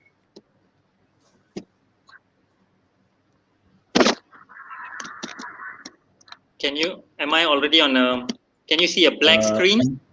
No, not yet. I've already shared my screen. Let's see. Okay. Try that again. So you can share and share entire screen.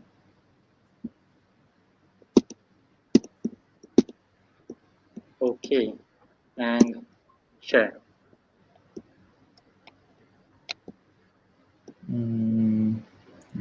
I don't see your screen yet.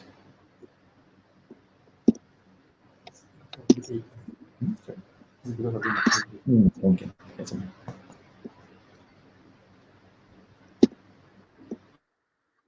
Are you able to see my screen? No, I don't. No, I don't. Okay, let me try again. Sure. In the meantime, while you're preparing your slides, can you play them a video then? Perfect. Go for it. Go for it. Okay, just coming up.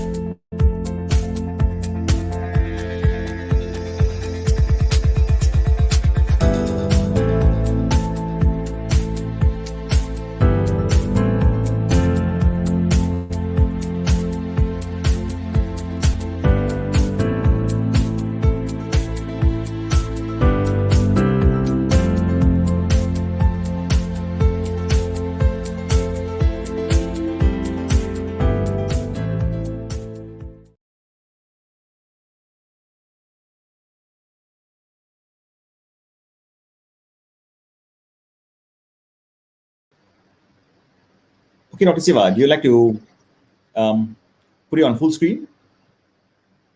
Yeah, let me unmute you. Okay. Okay, yep, we see your black screen. Are you all able to hear Screen me? is yours. Okay. Yes, we can hear you loud and clear. Right. This would have been an apt question for the psychiatrist in the house, Dr. Vijay, earlier. But I would like to ask all members, how do you all feel today? If you're having an issue coming to grips with how you feel, the Lego mood might give you a handle on that. I hope most of us feel like national heroes through the COVID-19 pandemic, saluted by superheroes in this picture, on top of the world being frontliners. If you belong to this group, then great. Unfortunately, there are some amongst us who feel overwhelmed, overworked, overstretched, burnt out, and not valued. If you belong to this group, then worry not. The Malaysian Medical Association is here.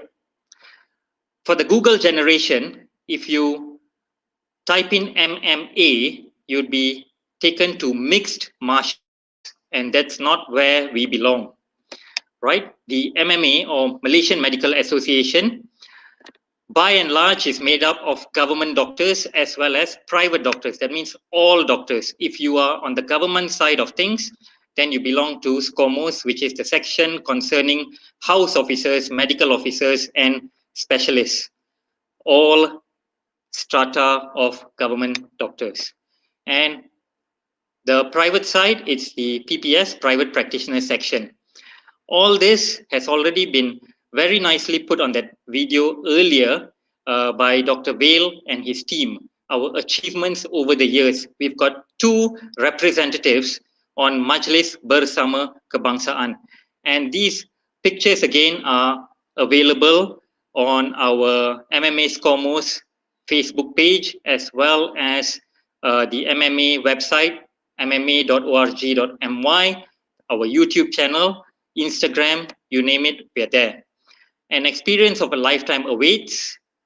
Get your QR code, scan here to join us now, not later, not tomorrow, not tonight, but right now, because we all know that if you miss this small window of an opportunity, most of us would not get back to sign up for membership because it's too tedious, too expensive, so on and so forth. Right. Why is membership so important? It is the single most important marker that indicates the health status of an association, right? The higher the membership, the more vibrant the association. And I'm a little embarrassed to share this pie chart with y'all. SCOMOS, or rather the government side of MMA, only makes up for about 38% of members, whereas our private practitioners make up for 62%. And why am I embarrassed? Because at least since 5 years ago, we've been having 5,000 to 6,000 government doctors annually signing up, coming in as house officers and then going on as medical officers. So 5,000 to 6,000 junior doctors coming in every year, and we are not able to overtake our private practitioner section. So being true patriotic Malaysians, you may ask me, malu apa bosku? Malu lah, what to do? All right. So coming to membership, 1975, 70% of all doctors in Malaysia were members of the MMA. 1985, 60% of all doctors were members of the Malaysian Medical Association. 2021, any guesses? Maybe Dr. Hari, you would like to do another poll for this, for the members who are viewing us. Yeah, shall we? Okay, let's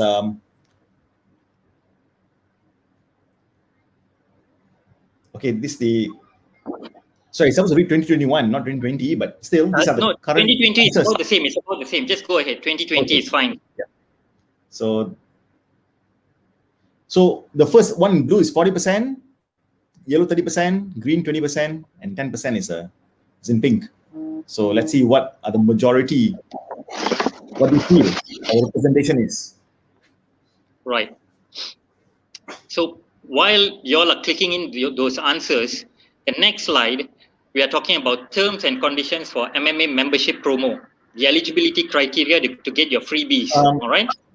Just a second, because they can't see your slide yet, because Okay, you're on this poll still. Okay, we go to your terms and conditions first, filling in the keying in the answers, and I'll show the answers shortly. We can talk about the terms and conditions first in the meantime. Yep. So terms and are they able to see the slide? Not yet. They can see the terms and conditions now. They can see what's on your screen. Fine. Perfect. So while y'all are looking at the terms and conditions, let me just remind those non-members that ordinary membership costs RM 150 per year for the first 10 years of your service, and then RM 250 thereafter. So if you have been 11 years in service, you need to pay 250 ringgit per year. And that is why it's a no-brainer that we request all members to sign up for life membership, because if you do the maths, it is far more berbaloi if you sign up for life membership. RM 1,500 ringgit for medical officers in the first 2 years of service. So the junior MOs, please sign up 1,500 ringgit during your first 2 years of MO-ship. Unfortunately, house officers cannot sign up for life membership. But all the senior doctors, that means if you are more than 2 years of being an MO, then the cost is 2,500 ringgit of life membership. Having said that, MMA prihatin, just like our current government who is prihatin, MMA pun prihatin. They do not, or rather we do not want to impose a financial burden on our members.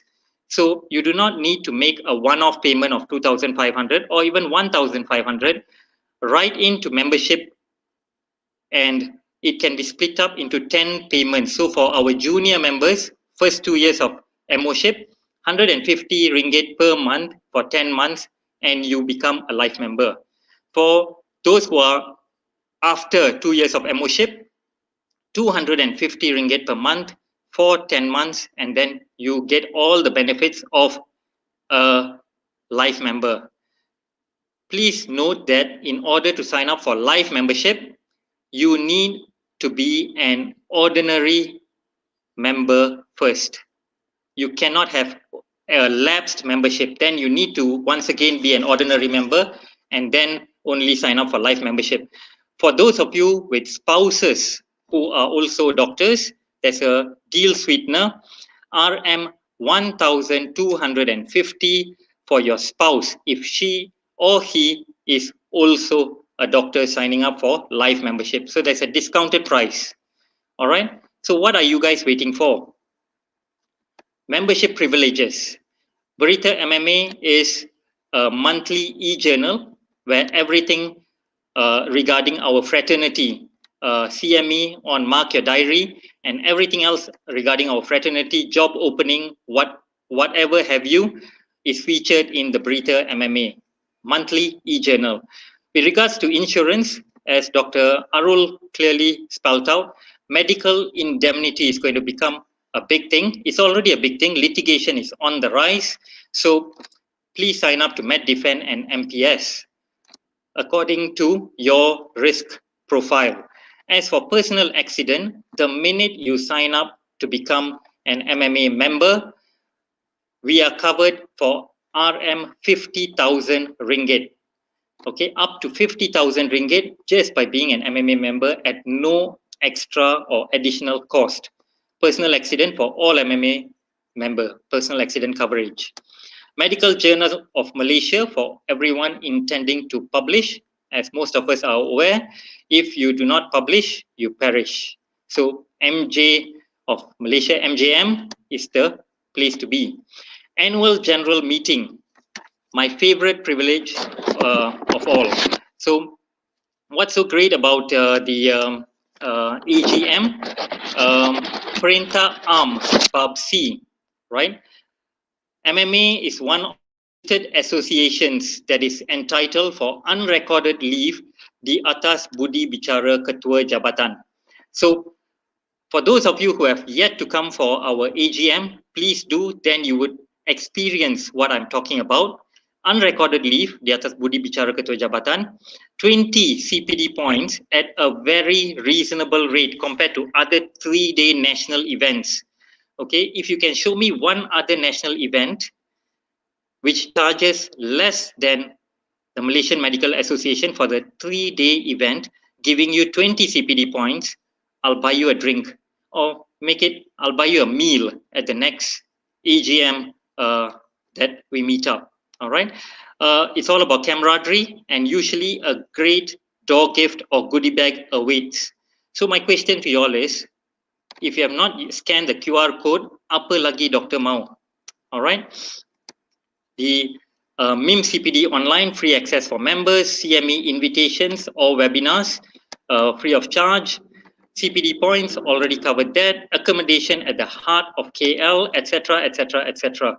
If you go to the MMA website, mma.org.my, on last count, there were at least 21 privileges. And Dr. Vale has very nicely put it on his videos, 2 short videos. I hope you have seen them.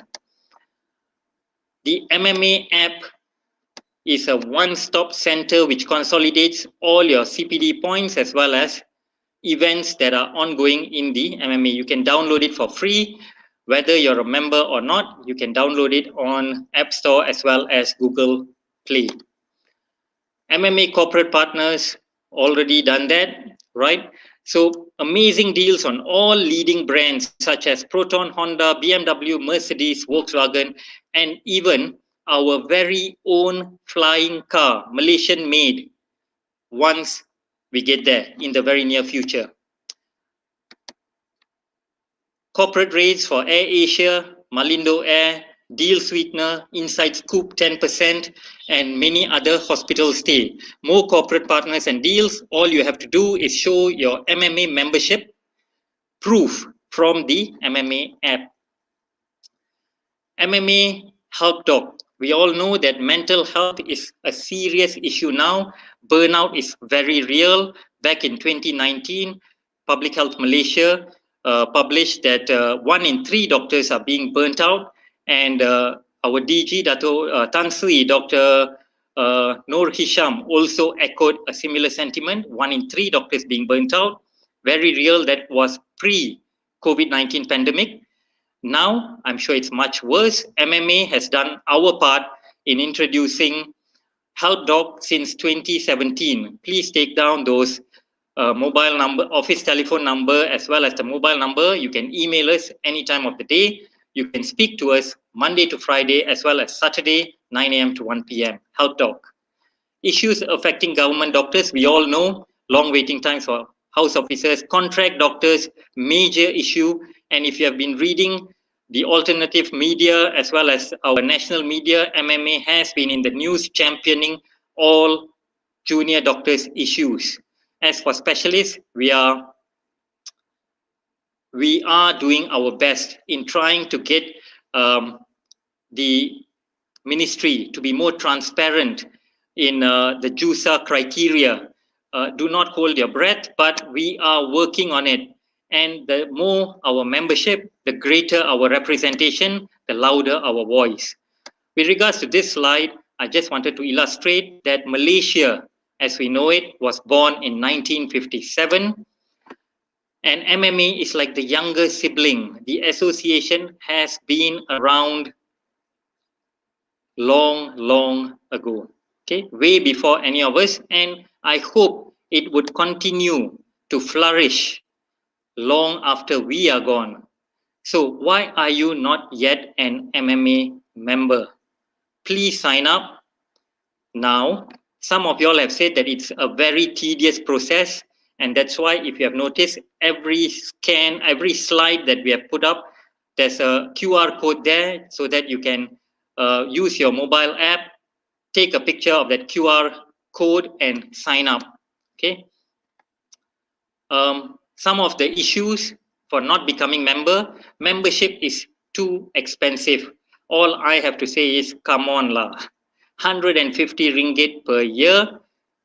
If you go to Starbucks at 20 ringgit each visit, it's already 240 ringgit per year.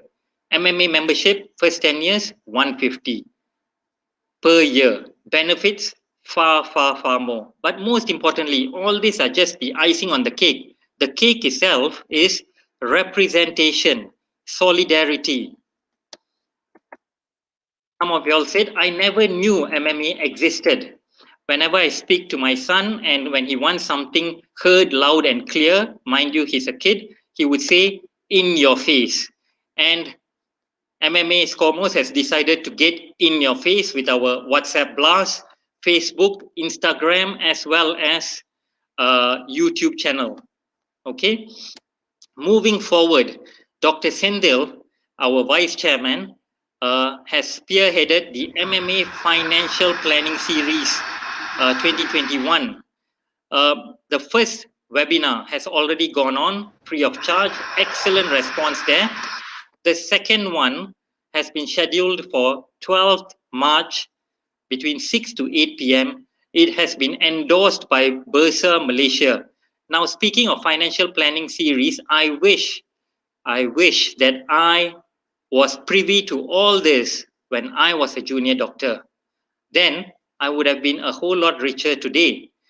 For those of y'all who do not know what financial planning is all about, let me tell you that I've signed up for all 8 webinars.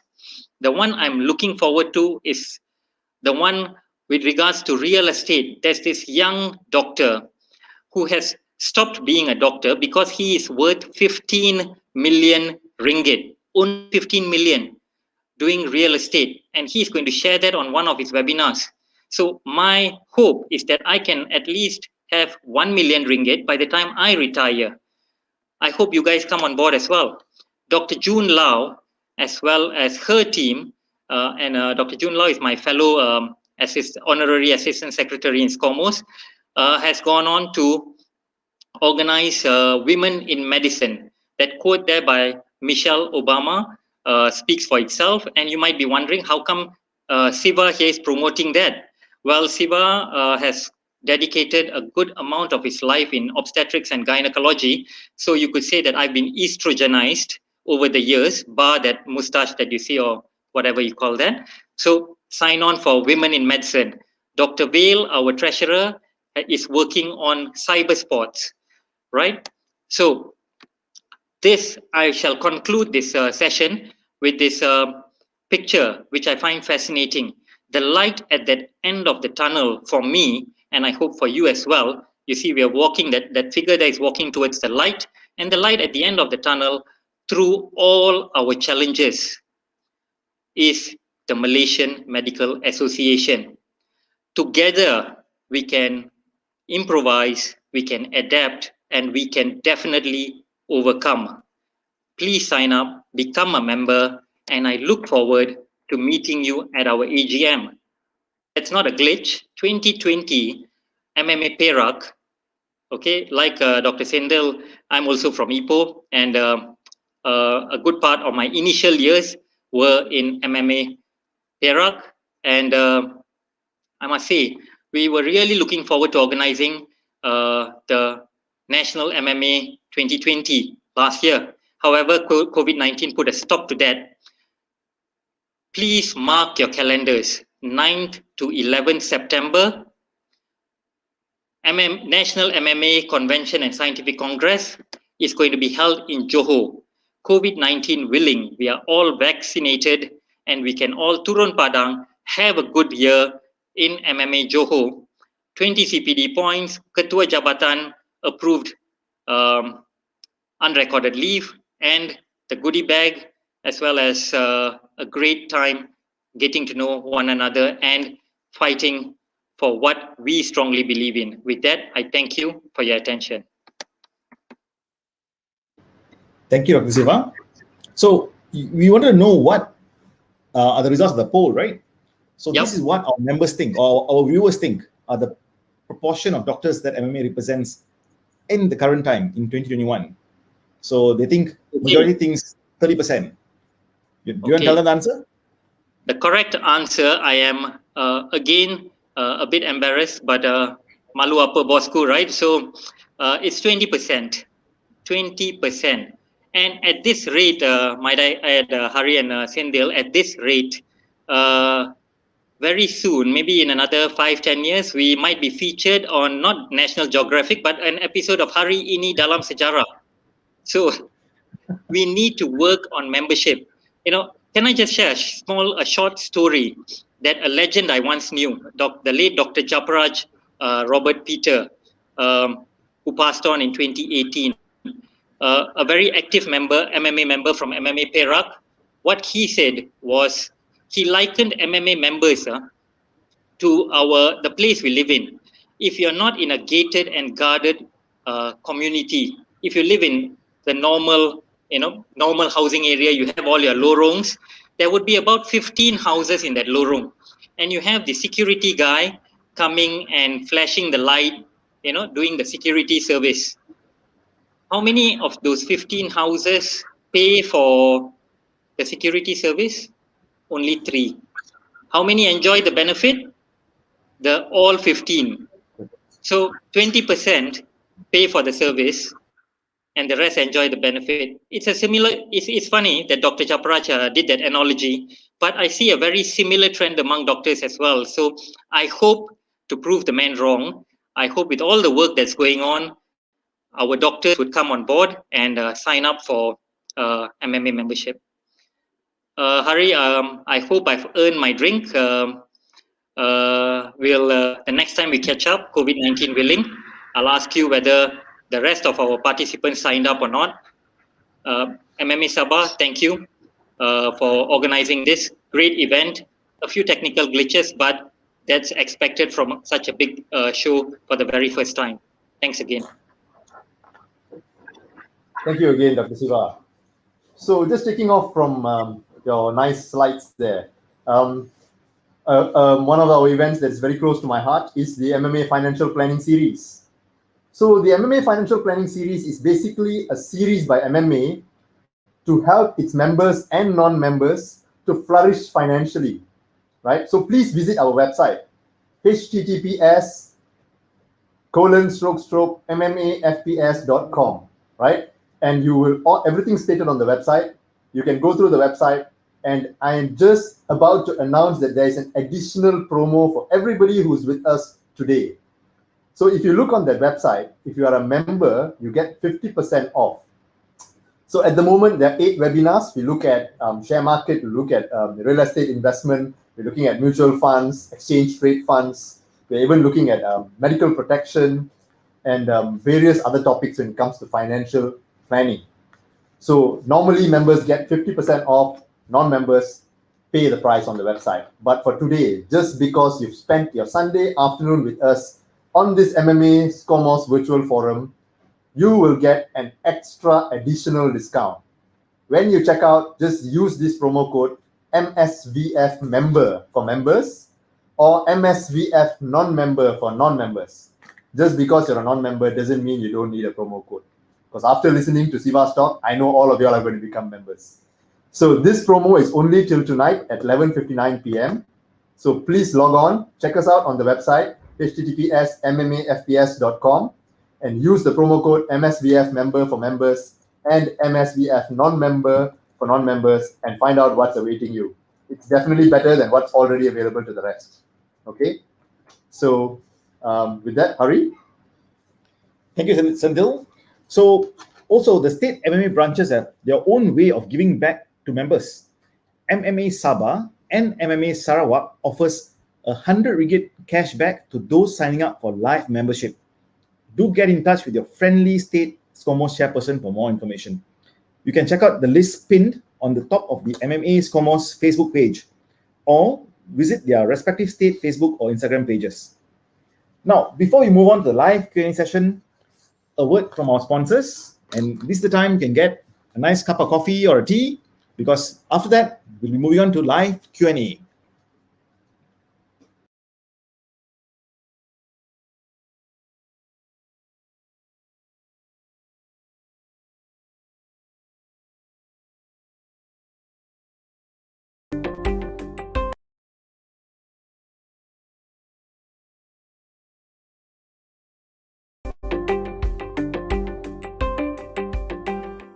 two oil fruits on the planet that we extract oil from in our diet, and one is olive oil, and it's long revered as the golden oil, that most people think is the healthiest oil on the planet. Well, we can now one-up that. The 1-2 punch that palm fruit oil delivers is carotenoids, so 15 times more than you'll find in a carrot. This is the beta-carotene, vitamin A constituent, and this is far more than you'll find in tomatoes. It's what gives us that vibrant red, deep red, orange, yellowy kind of color, carotenoids. It's very healthy for the plant as well to protect itself in nature, but again, in us, full circle, it's a very powerful antioxidant. Eye health, skin health, immune health. And then the other punch are the tocotrienols we just discussed, right? So that and a whole bunch of other parts of that oil, in my opinion, in terms of its protective effects, health effects, beats out olive oil. I mean, we hear about oleuropein and we hear about medium chain triglycerides and we hear about the values of PUFAs and MUFAs and all these different things. Olive oil are all those things. And for a long time, we thought saturated fats and the partially saturated fats found in palm oil were heart disease provoking. That's not true anymore. So what we now know is that these saturated fats are cardiovascular disease neutral. They don't also prevent, but they're neutral. So if that's the case, and we ingest this, we have it through our diet, then what we know is the neutrality of the oil itself is there, but all these other benefits that aren't found in coconut oil are healthy for our heart, our liver, our immune system, our skin, our hairs, our nail, and the list goes on.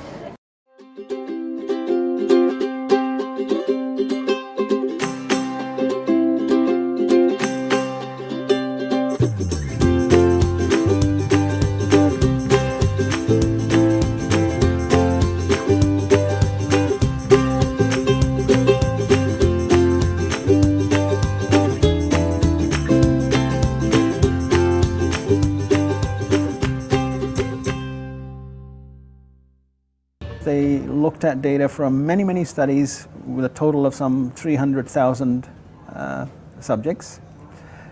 Those 300,000 subjects, they looked at their dietary fat intake, they looked at fatty acids in the blood, and they also looked at supplement fatty acids that they were taking. A lot of people take, for example, fish oil fatty acids as supplements. So what they found was very interesting. When they looked at dietary fatty acids, and this is in many studies, some 250,000, I don't know the exact number, but very large number of patients, what they found was that saturated fat intake really did not correlate with cardiovascular disease risk. So it had no impact. Neither did monounsaturated fat. And polyunsaturated fat we always think is supposed to be beneficial, and even that was showing only a weak association. So fatty acids in general, saturated fat, no relationship. And now for many years we've been telling people to replace saturated fat with polyunsaturated fat. And what these authors concluded from their analysis that recommendation actually needs to be reassessed.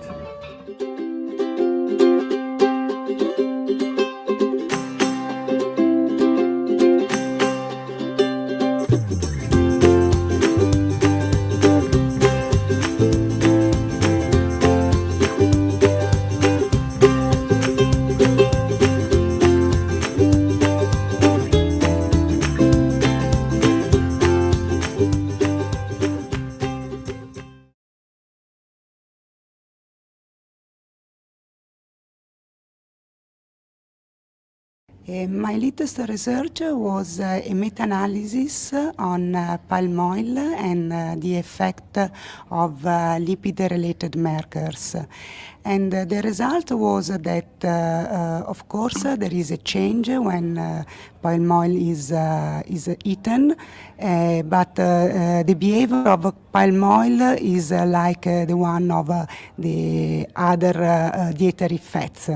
Is an intermediate fat between a fat rich in saturated fatty acid and a fat rich in unsaturated fatty acid.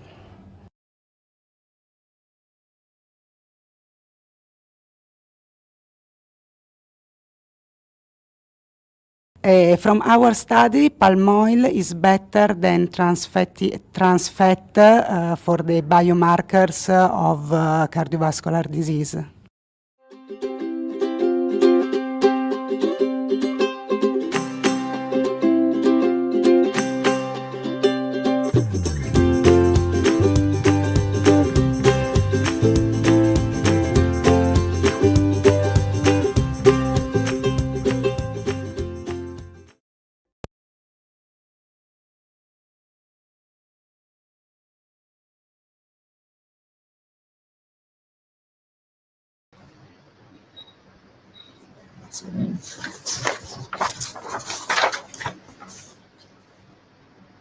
Okay, let's welcome back all our panelists.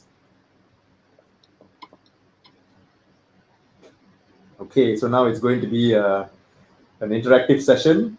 We will go through the AHA slides and we will pick the questions that have been highlighted the most, as well as relevant to our panelists as well. So we will maybe start off with questions that are related to the MMC so that we can engage Dr. Arun. So I have with me here a question from Lieutenant Colonel Dr. Eugene. He mentions that the waiver for medical indemnity for government doctors through the merit system seems to be a little of a hassle. How does the exclusion, how does the coverage for medical indemnity for government officials occur? Is it automatic because there's already a circular from the KSU, or do they have to go through the merits to apply for it, Dr. Arun? Okay, actually for government doctors, the KSU has already issued a letter indemnifying everyone. Since there was a requirement by law, so everyone had to comply, and we discussed with the previous KSU, Dr. Sri Chen Chow Min, and he agreed to indemnify and he issued a letter. For government doctors applying for APC through merits, they do not have to. Initially, we wanted to ensure that they upload this letter. Then we decided, no, we don't need to upload. They can just apply. As long as you click under the government section, you do not need to upload any document for the indemnity. It's a straightforward process. All right, so it's automatic now. Automatic now, but please ensure for the year 2022, please ensure you have enough sufficient CPD points, 20 points. All right. I suppose from our list of questions on AHA slides, surprisingly, there's only one question on regarding MMC. So I think you were quite loud and clear and to the point, Dr. Arun. So let's move on with the rest of the questions. Hari? Okay.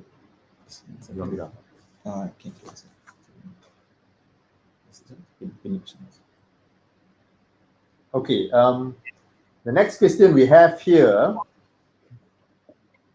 if the hospital directors do not sign the transfer form and the application forms do not reach Jabatan Kesihatan Negeri, how to go about requesting for a transfer? This comes from a medical officer, I suppose from a district facility. Maybe you will ask Dr. Catherine first. First, I would like to ask, transfer within Sabah or out of Sabah? Okay, is this pertaining transfer within Sabah or out of Sabah? Because it's totally two different systems. Okay. The question here doesn't really tell us whether it's within Sabah or outside Sabah. So maybe we will go with outside Sabah first. Okay, so we just assume it's outside Sabah. Basically, recently KKM has changed the system.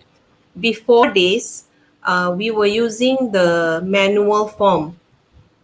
It's called Borang D, Borang Perpindahan, Borang D.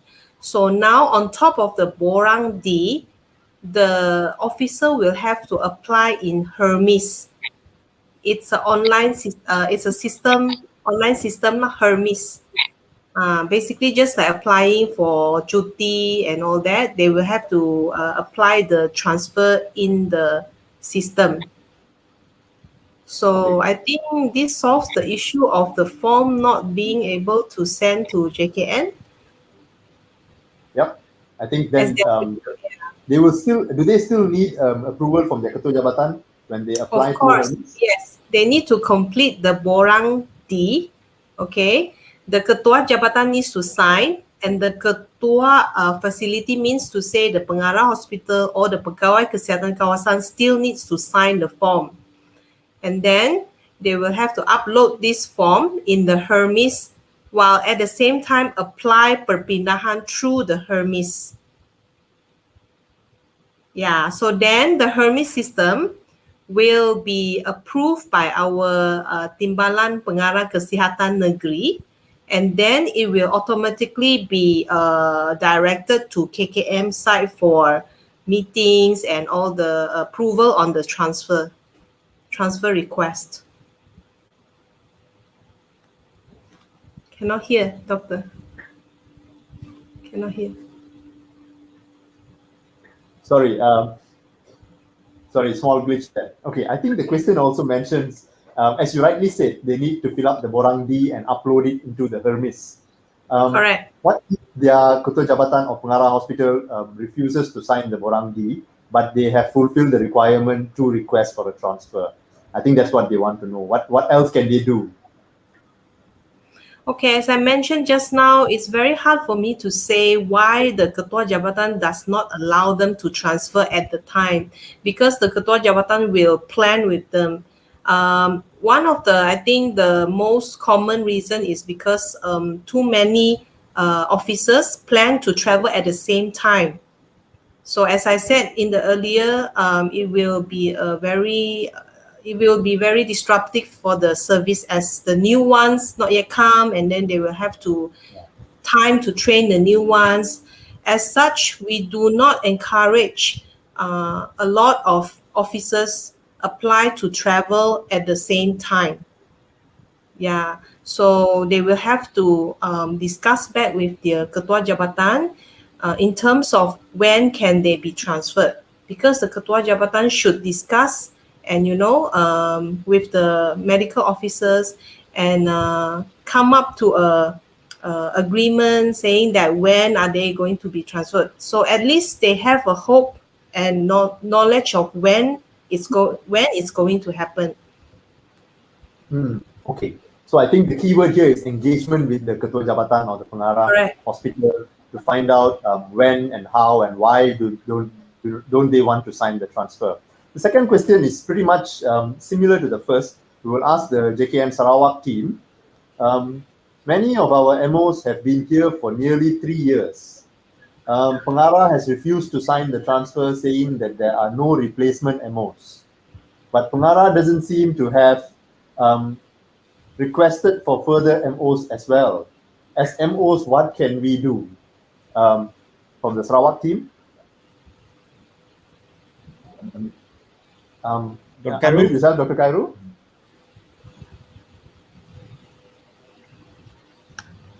Hello, hi. Yeah.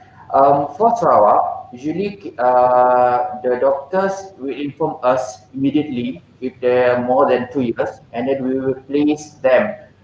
The placement is not easy. It's not to do request tomorrow is we will place, but we're waiting for the doctors who come to place by Kementerian Kesihatan. Kita ada buat priority. Kalau sekiranya the doctors, both of them are transfer, maybe HOD, it depends on the HOD yang bolehkan keluar. Usually for doctors, in more than 2 years, they will inform us.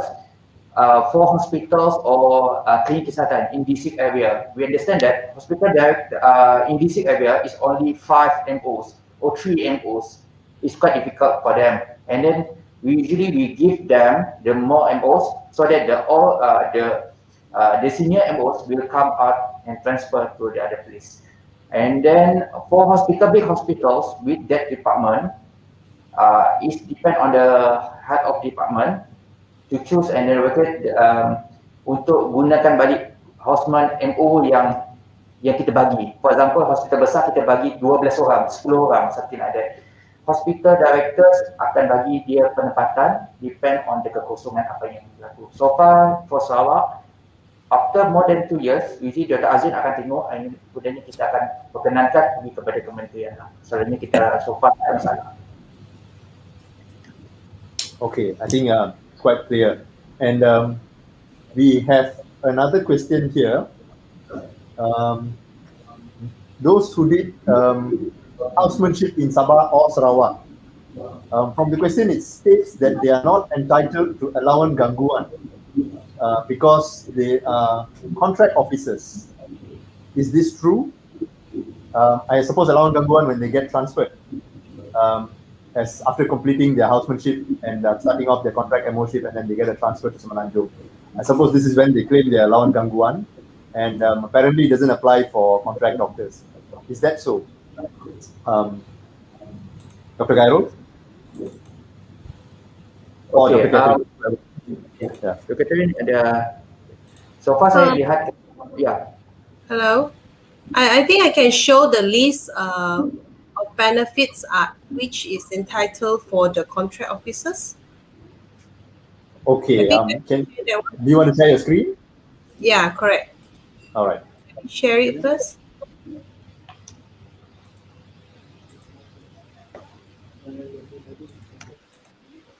Okay, can you see the list? Yes. Can you enlarge it a bit?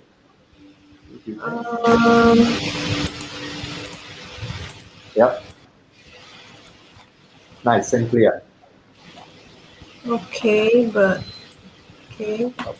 So basically, for the contract officers, they are entitled same lah, imbuhan tetap khidmat awam, imbuhan tetap perumahan, imbuhan tetap kerajaan, and also bantuan sara hidup, bantuan insentif perkhidmatan kritikal, bantuan insentif pakar, allowance dan bayaran semasa bertukar atau berpindah rumah, allowance menjalankan tugas rasmi, allowance menjalankan tugas rasmi di luar negeri, also rawatan perubatan percuma di klinik atau hospital kerajaan, dan rawatan perubatan percuma di luar negeri. Okay, ini untuk pensioner, kemudahan tambang perjalanan, pinjaman kenderaan, komputer, rumah kediaman, quarters, allowance perumahan wilayah bagi warga negara sahaja, bayaran lebih masa, cuti rehat, cuti sakit, cuti haji, cuti bersalin, cuti tanpa gaji untuk mengerjakan haji, cuti tanpa rekod bagi urusan kematian ahli keluarga terdekat dan cuti isteri bersalin. So this is the list lah for the contract officers. I think. Okay. Yes, I think it's clear that from that list of allowance available to the contract officers, allowance gangguan is not in the list. Yeah, allowance is not. Yeah, allowance gangguan is basically an allowance for the disturbance for transferring into East Malaysia or out of East Malaysia. And if I'm not mistaken, allowance gangguan is also when you are ordered to be transferred out but not request to be transferred out. And it also doesn't apply if you're going for further training like masters or subspecialty training, right? And contract officers at the moment seem like they are not eligible to this allowance, but because of the concerns raised and the many likes to this question, do not worry, MMA will look into what we can do to see if we can improvise things in the future. Let's move on to the next question. Hari? This is a question for Dr. Catherine. For JKN Sabah, are leaves still frozen? Because there was a circular or letter from JKN stating that all leaves for government doctors are frozen. We've been working for almost a year now without leave. And so what's current status? There was no letter. This one I know because I have been asking about it as well because I also want to take leave. Okay, so yes, it's still frozen up to now. However, for those who wants or needs urgently to take leave, they can apply still to their ketua jabatan. So it's based on budi bicara ketua jabatan lah. Okay. Next question is also to JKN Sabah. Because from our discussion earlier on, so the pengarah can approve more than one transfers at a time. So because some of the pengarahs have mentioned that because of certain restrictions, you can only allow one transfer at one time. So can the MOs, do they have an avenue to discuss with JKN perhaps? If they feel, they are getting different sort of instruction from their pengarah in their hospital, if they're only being allowed to apply one MO at a time. So can they approach you? I think I have been receiving a lot of phone calls and email as well. So these are the two ways of in contact with us lah. Yeah, we will surely be able to assist them. But we will usually discuss with pengarah hospital first. I mean the ketua jabatan first before we proceed to the next step lah. So can either call me. Our phone number is 088-512-555. and also email to me. I will share my email in the comment section later. Okay, that'll be great. You can put it in the comment section. Thank you. Correct. Thank you, Dr. Catherine. We also realized that you've been answering a lot of comments on Facebook. No problem. Okay, let's move on to another question. Okay, just give us a moment here. Because there are a lot of questions coming in the slides. We have to just filter through the questions and look at the suitable questions to ask.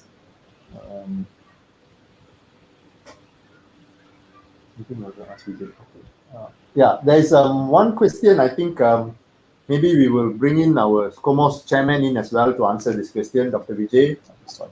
Oh, but he's not here at the moment. Okay, anyways.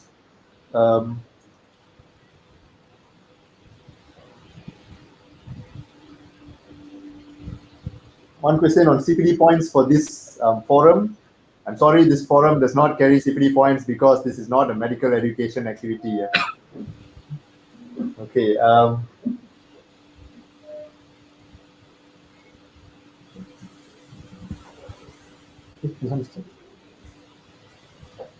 What about contract MOs who only have 2 years of their contract? I suppose after 3 years to complete the housemanship, they have 2 years of being a contract MO. And after 1 year, can they still apply for transfer? Or, I mean, but only if after 1 year they can apply for transfer with all the processes and their contract ending in 2 years.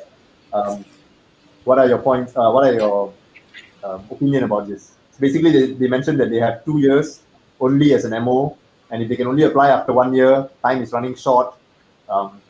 Basically, is there any way to expedite the process? Dr. Khairul or Dr. Azreen, any one of you?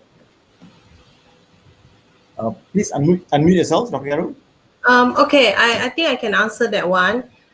Basically, the 2 years of compulsory service is given after they finish their housemanship, right?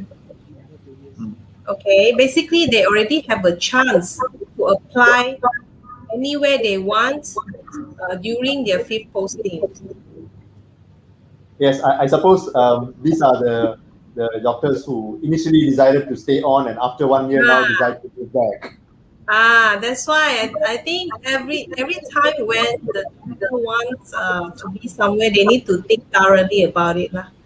They really need to think thoroughly about it because they have a chance during their 5th and 6th posting when they, fill in the UD2A form, and KKM will decide whether they stay in which JKN. So then after that, JKN will decide also their placement within the state. So yeah, so it all goes back to the information that we have given earlier. It all depends on the vacancy and all that. If really at the time they get the placement that is not suitable or not desirable for them, then they actually can appeal. So appeal is also the same. If you have already passed any exam, show us your paper, If you have a critical illness, show us your laporan perubatan. Or if you are having some ancaman keselamatan, show us the details, the reports. Then we will surely help them to, go to the desired or more suitable placements. Okay, so I think all these are depending on the time of the placement, whether there's vacancy or not. I think it will be more secure if the officer, can try to pass the paper first, because if you pass the paper, for sure you can get into the department that is relevant to the paper that you have passed, right? And also, other than that, pray hard, pray hard for the placement to be the one that you desire for lah. Otherwise, so one of the most important things you mentioned here is to make up a firm decision during filling up the UD2A form. But of course, when there are unforeseen circumstances and they need to apply for a transfer later, if there's a critical illness or a certain something that happened of a sudden, I'm sure they can appeal, and it will be assessed on a case-to-case basis. Correct. Yeah. So let's move on to the next question. Okay. Basically, it's a question regarding, because it's about manpower needs for the state. Because one of the concerns of the viewers or doctors is, if because of if the director of the hospital feels that they may not have enough MOs to release at one go, but if the MOs do not apply for the transfer and the transfer letter does not reach JKN and doesn't reach KKM, how would KKM know about the need for the hospital, the need for transfer out, how many doctors are transferring out? Because you can still state it as diluluskan dengan pengganti. That means they will only be approved once they have a pengganti who comes in, you see. So only then KKM can provide the pengganti. But if the transfer doesn't even reach JKN or KKM, then how do we even get the process started? Okay. I think for sure, one thing that we can know of at this at current time, wabak COVID-19, is that we do not have enough doctors. I mean, it's not to say we do not have enough, but we cannot reach the optimal desire of if everybody lah in Malaysia. Correct. So there will be no surplus of doctors coming in. So the question is, the replacement will not come straight away. All right. And as such, we still cannot allow a lot of transfer permohonan, the request to go out at the same time. You have to understand, we are not blocking them. They will eventually be given their turns to submit their permohonan, the request of transfer. It's just that it cannot be done at the same time. Yeah. So I think I hope that it explains lah. Okay, thank you. Okay, this is also a question with a recent happening. We noticed lately that a lot of new MOs, contract MOs who just completed housemanship, got their transfers back to Semenanjung. But the more senior MOs in the who has not had their transfers approved due to lack of MOs. Will this demoralize our senior MOs? Hey, Doctor, I think these questions needs to be direct to the KKM's official. I think the approval of them to go back still lies, the reason returning of the. I understand what is the question about, because recently there's a batch of MO that came to Sabah in October 2020, and they were, given the chance to go back in February 2021. Yeah, I think the explanation will have to come from the KKM officials. Yeah. Okay. So because the transfer to Semenanjung or from Semenanjung to Sabah Sarawak is made at the level of Bahagian Sumber Manusia, KKM. So okay, we will get answers for you all for this from KKM. Let's move on to the next question. Any plans, Dr. Khairul, maybe you can take this. Any plans to replace permanent MOs to district hospitals if they just remain dormant in tertiary centers? Basically, these are MOs that are forgotten and continue to serve in the districts. Are there any plans to replace them with other MOs, even if they do not apply to transfer? Okay, for us, kita dah hilang January. Sebelum tu bulan 12 master programs, I don't know how many are there. But in January 49 permanent MOs balik Semenanjung, and then tidak pengganti, kosong pengganti from Semenanjung.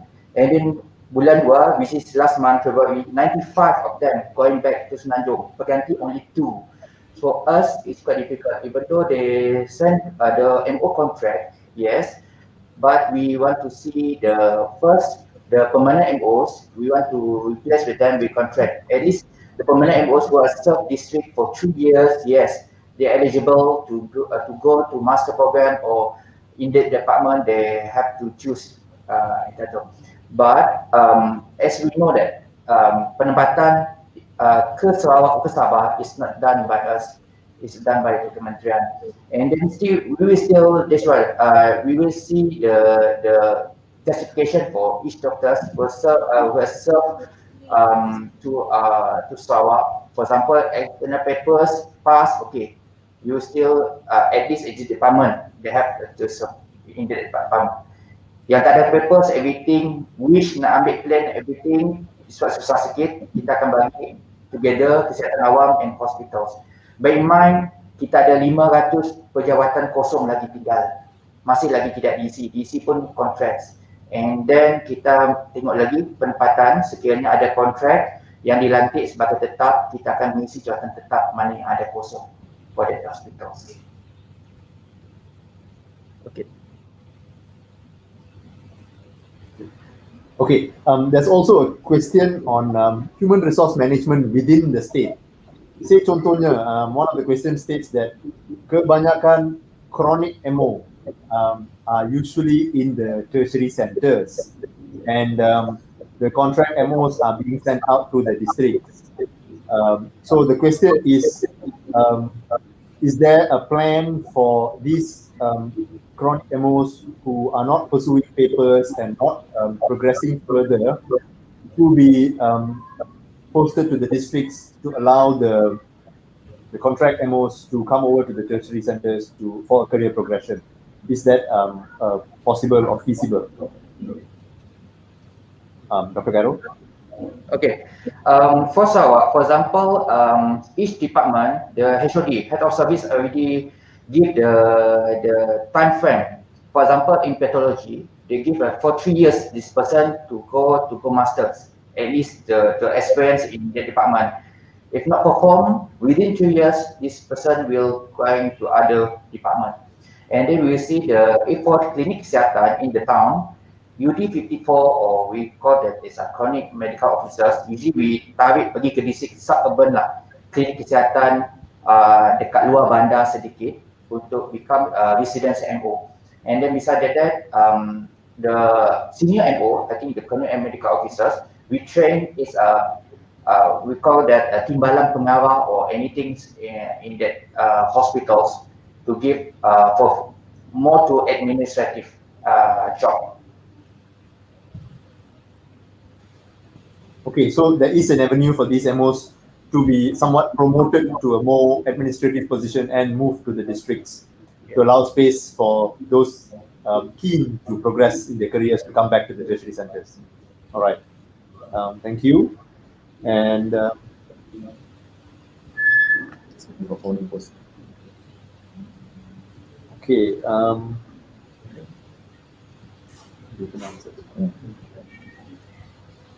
okay, so we have 3 minutes to 5. Actually, we have extended an hour beyond what we expected to end. And yeah, so I suppose we will the rest of the questions on the AHA slides, we will email it to the panelists, Dr. Catherine and the JKN Sabah team, Dr. Khairul and Dr. Azreen, and maybe we will get them answers and email it to the participants. Most questions are about the same, so we will group and answer them accordingly.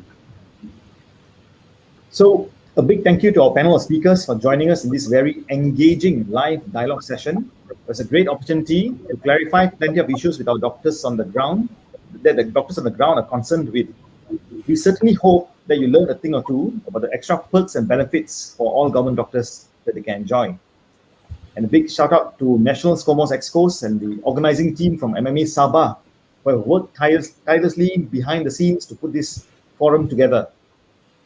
And all this will be not without our live viewers for your feedback and overwhelming response. We had at peak about 200 live viewers through Facebook Live as well as through YouTube Live, and we hope you enjoyed this session. Next Sunday, the 14th of March. In session 2, we'll be covering the topics of contract medical officers, specialization training and parallel pathways, challenges faced by house officers, and mental health issues.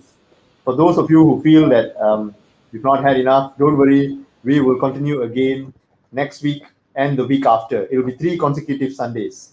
So these are the topics for session 2. So we'll see you next Sunday, same time, same place. Take care and tune in next week. And before you head off, can we also have a quick poll about how you describe this forum in just 1 to 2 words? We'd like to know your feedback.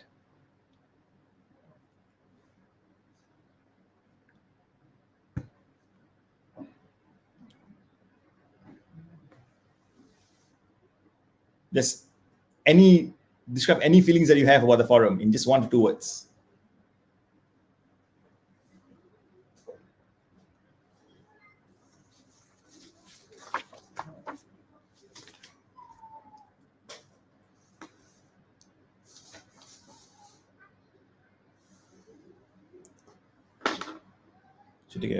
Should we take a photo?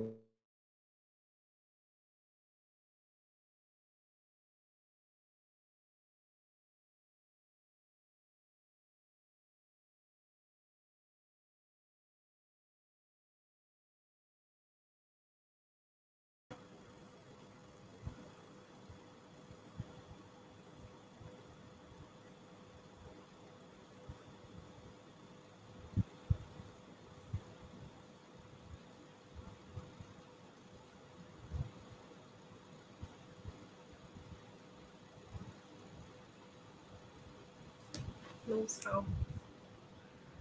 Sorry, we'll just take a screenshot for the panelists, a photo taking session for the panelists. So maybe JKN Sarawak team, Dr. Khairul and Dr. Azrin can just show us your, yep, you can be in the frame. All right. All right, we'll take okay, 1, 2, smile behind the mask.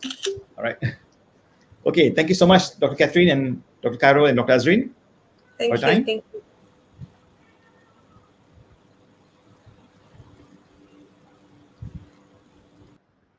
So these are the feedback from the viewers today. Most found it informative. For some, it was an eye-opener. For one, it was palm oil. So MPOC's promotions is working. That's a compliment to Dr. Arul. Great info from Dr. Arul. JKN Sabah, very good, informative, eye-opener. There are some disappointed comments as well. We see, anyhow, still a contract MO.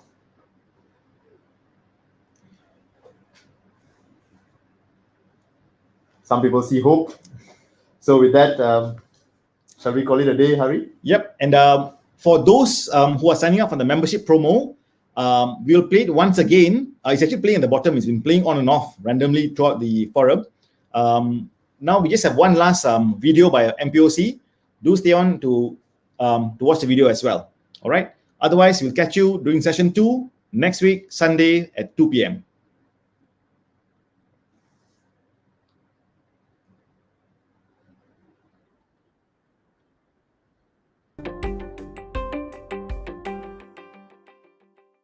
One of the issues for frying, especially when it comes down to thinking about unsaturated fat or saturated fat, is oxidation.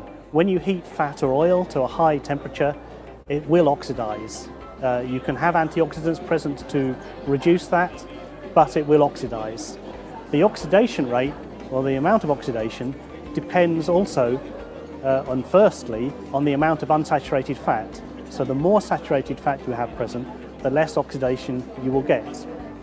Also, if you have a polyunsaturated fat, that will oxidize more rapidly than a monounsaturated fat.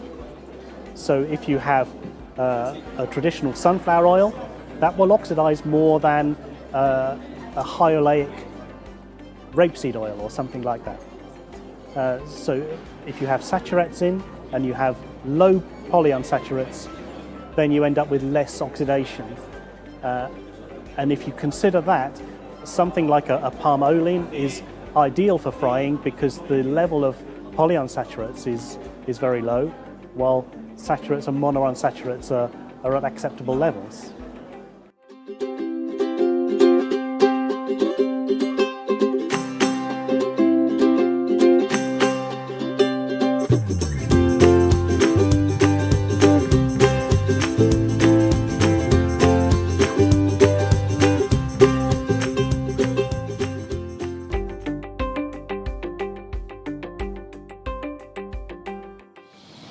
When we speak of fats and oils, we tend to think of heart disease, isn't it?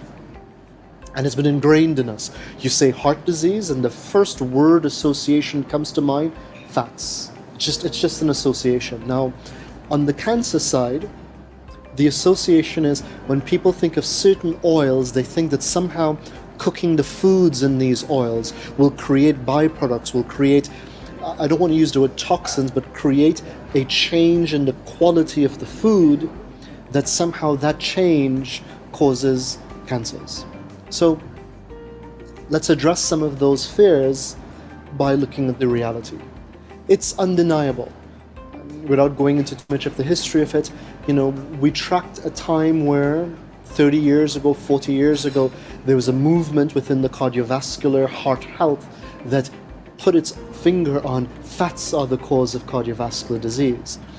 Then more recently, we're trying to say that food derivatives and the way foods are cooked, which is important, can be a leading cause of cancers. Let's look at that when it comes to the palm oil and the palm oil industry and the benefits, pros and cons. I think Dr. Sundram addressed this brilliantly when he said, when we look at oils, we need to understand if they're in three categories. Are they beneficial? Are they neutral, meaning no harm, no or good per se, or are they harmful?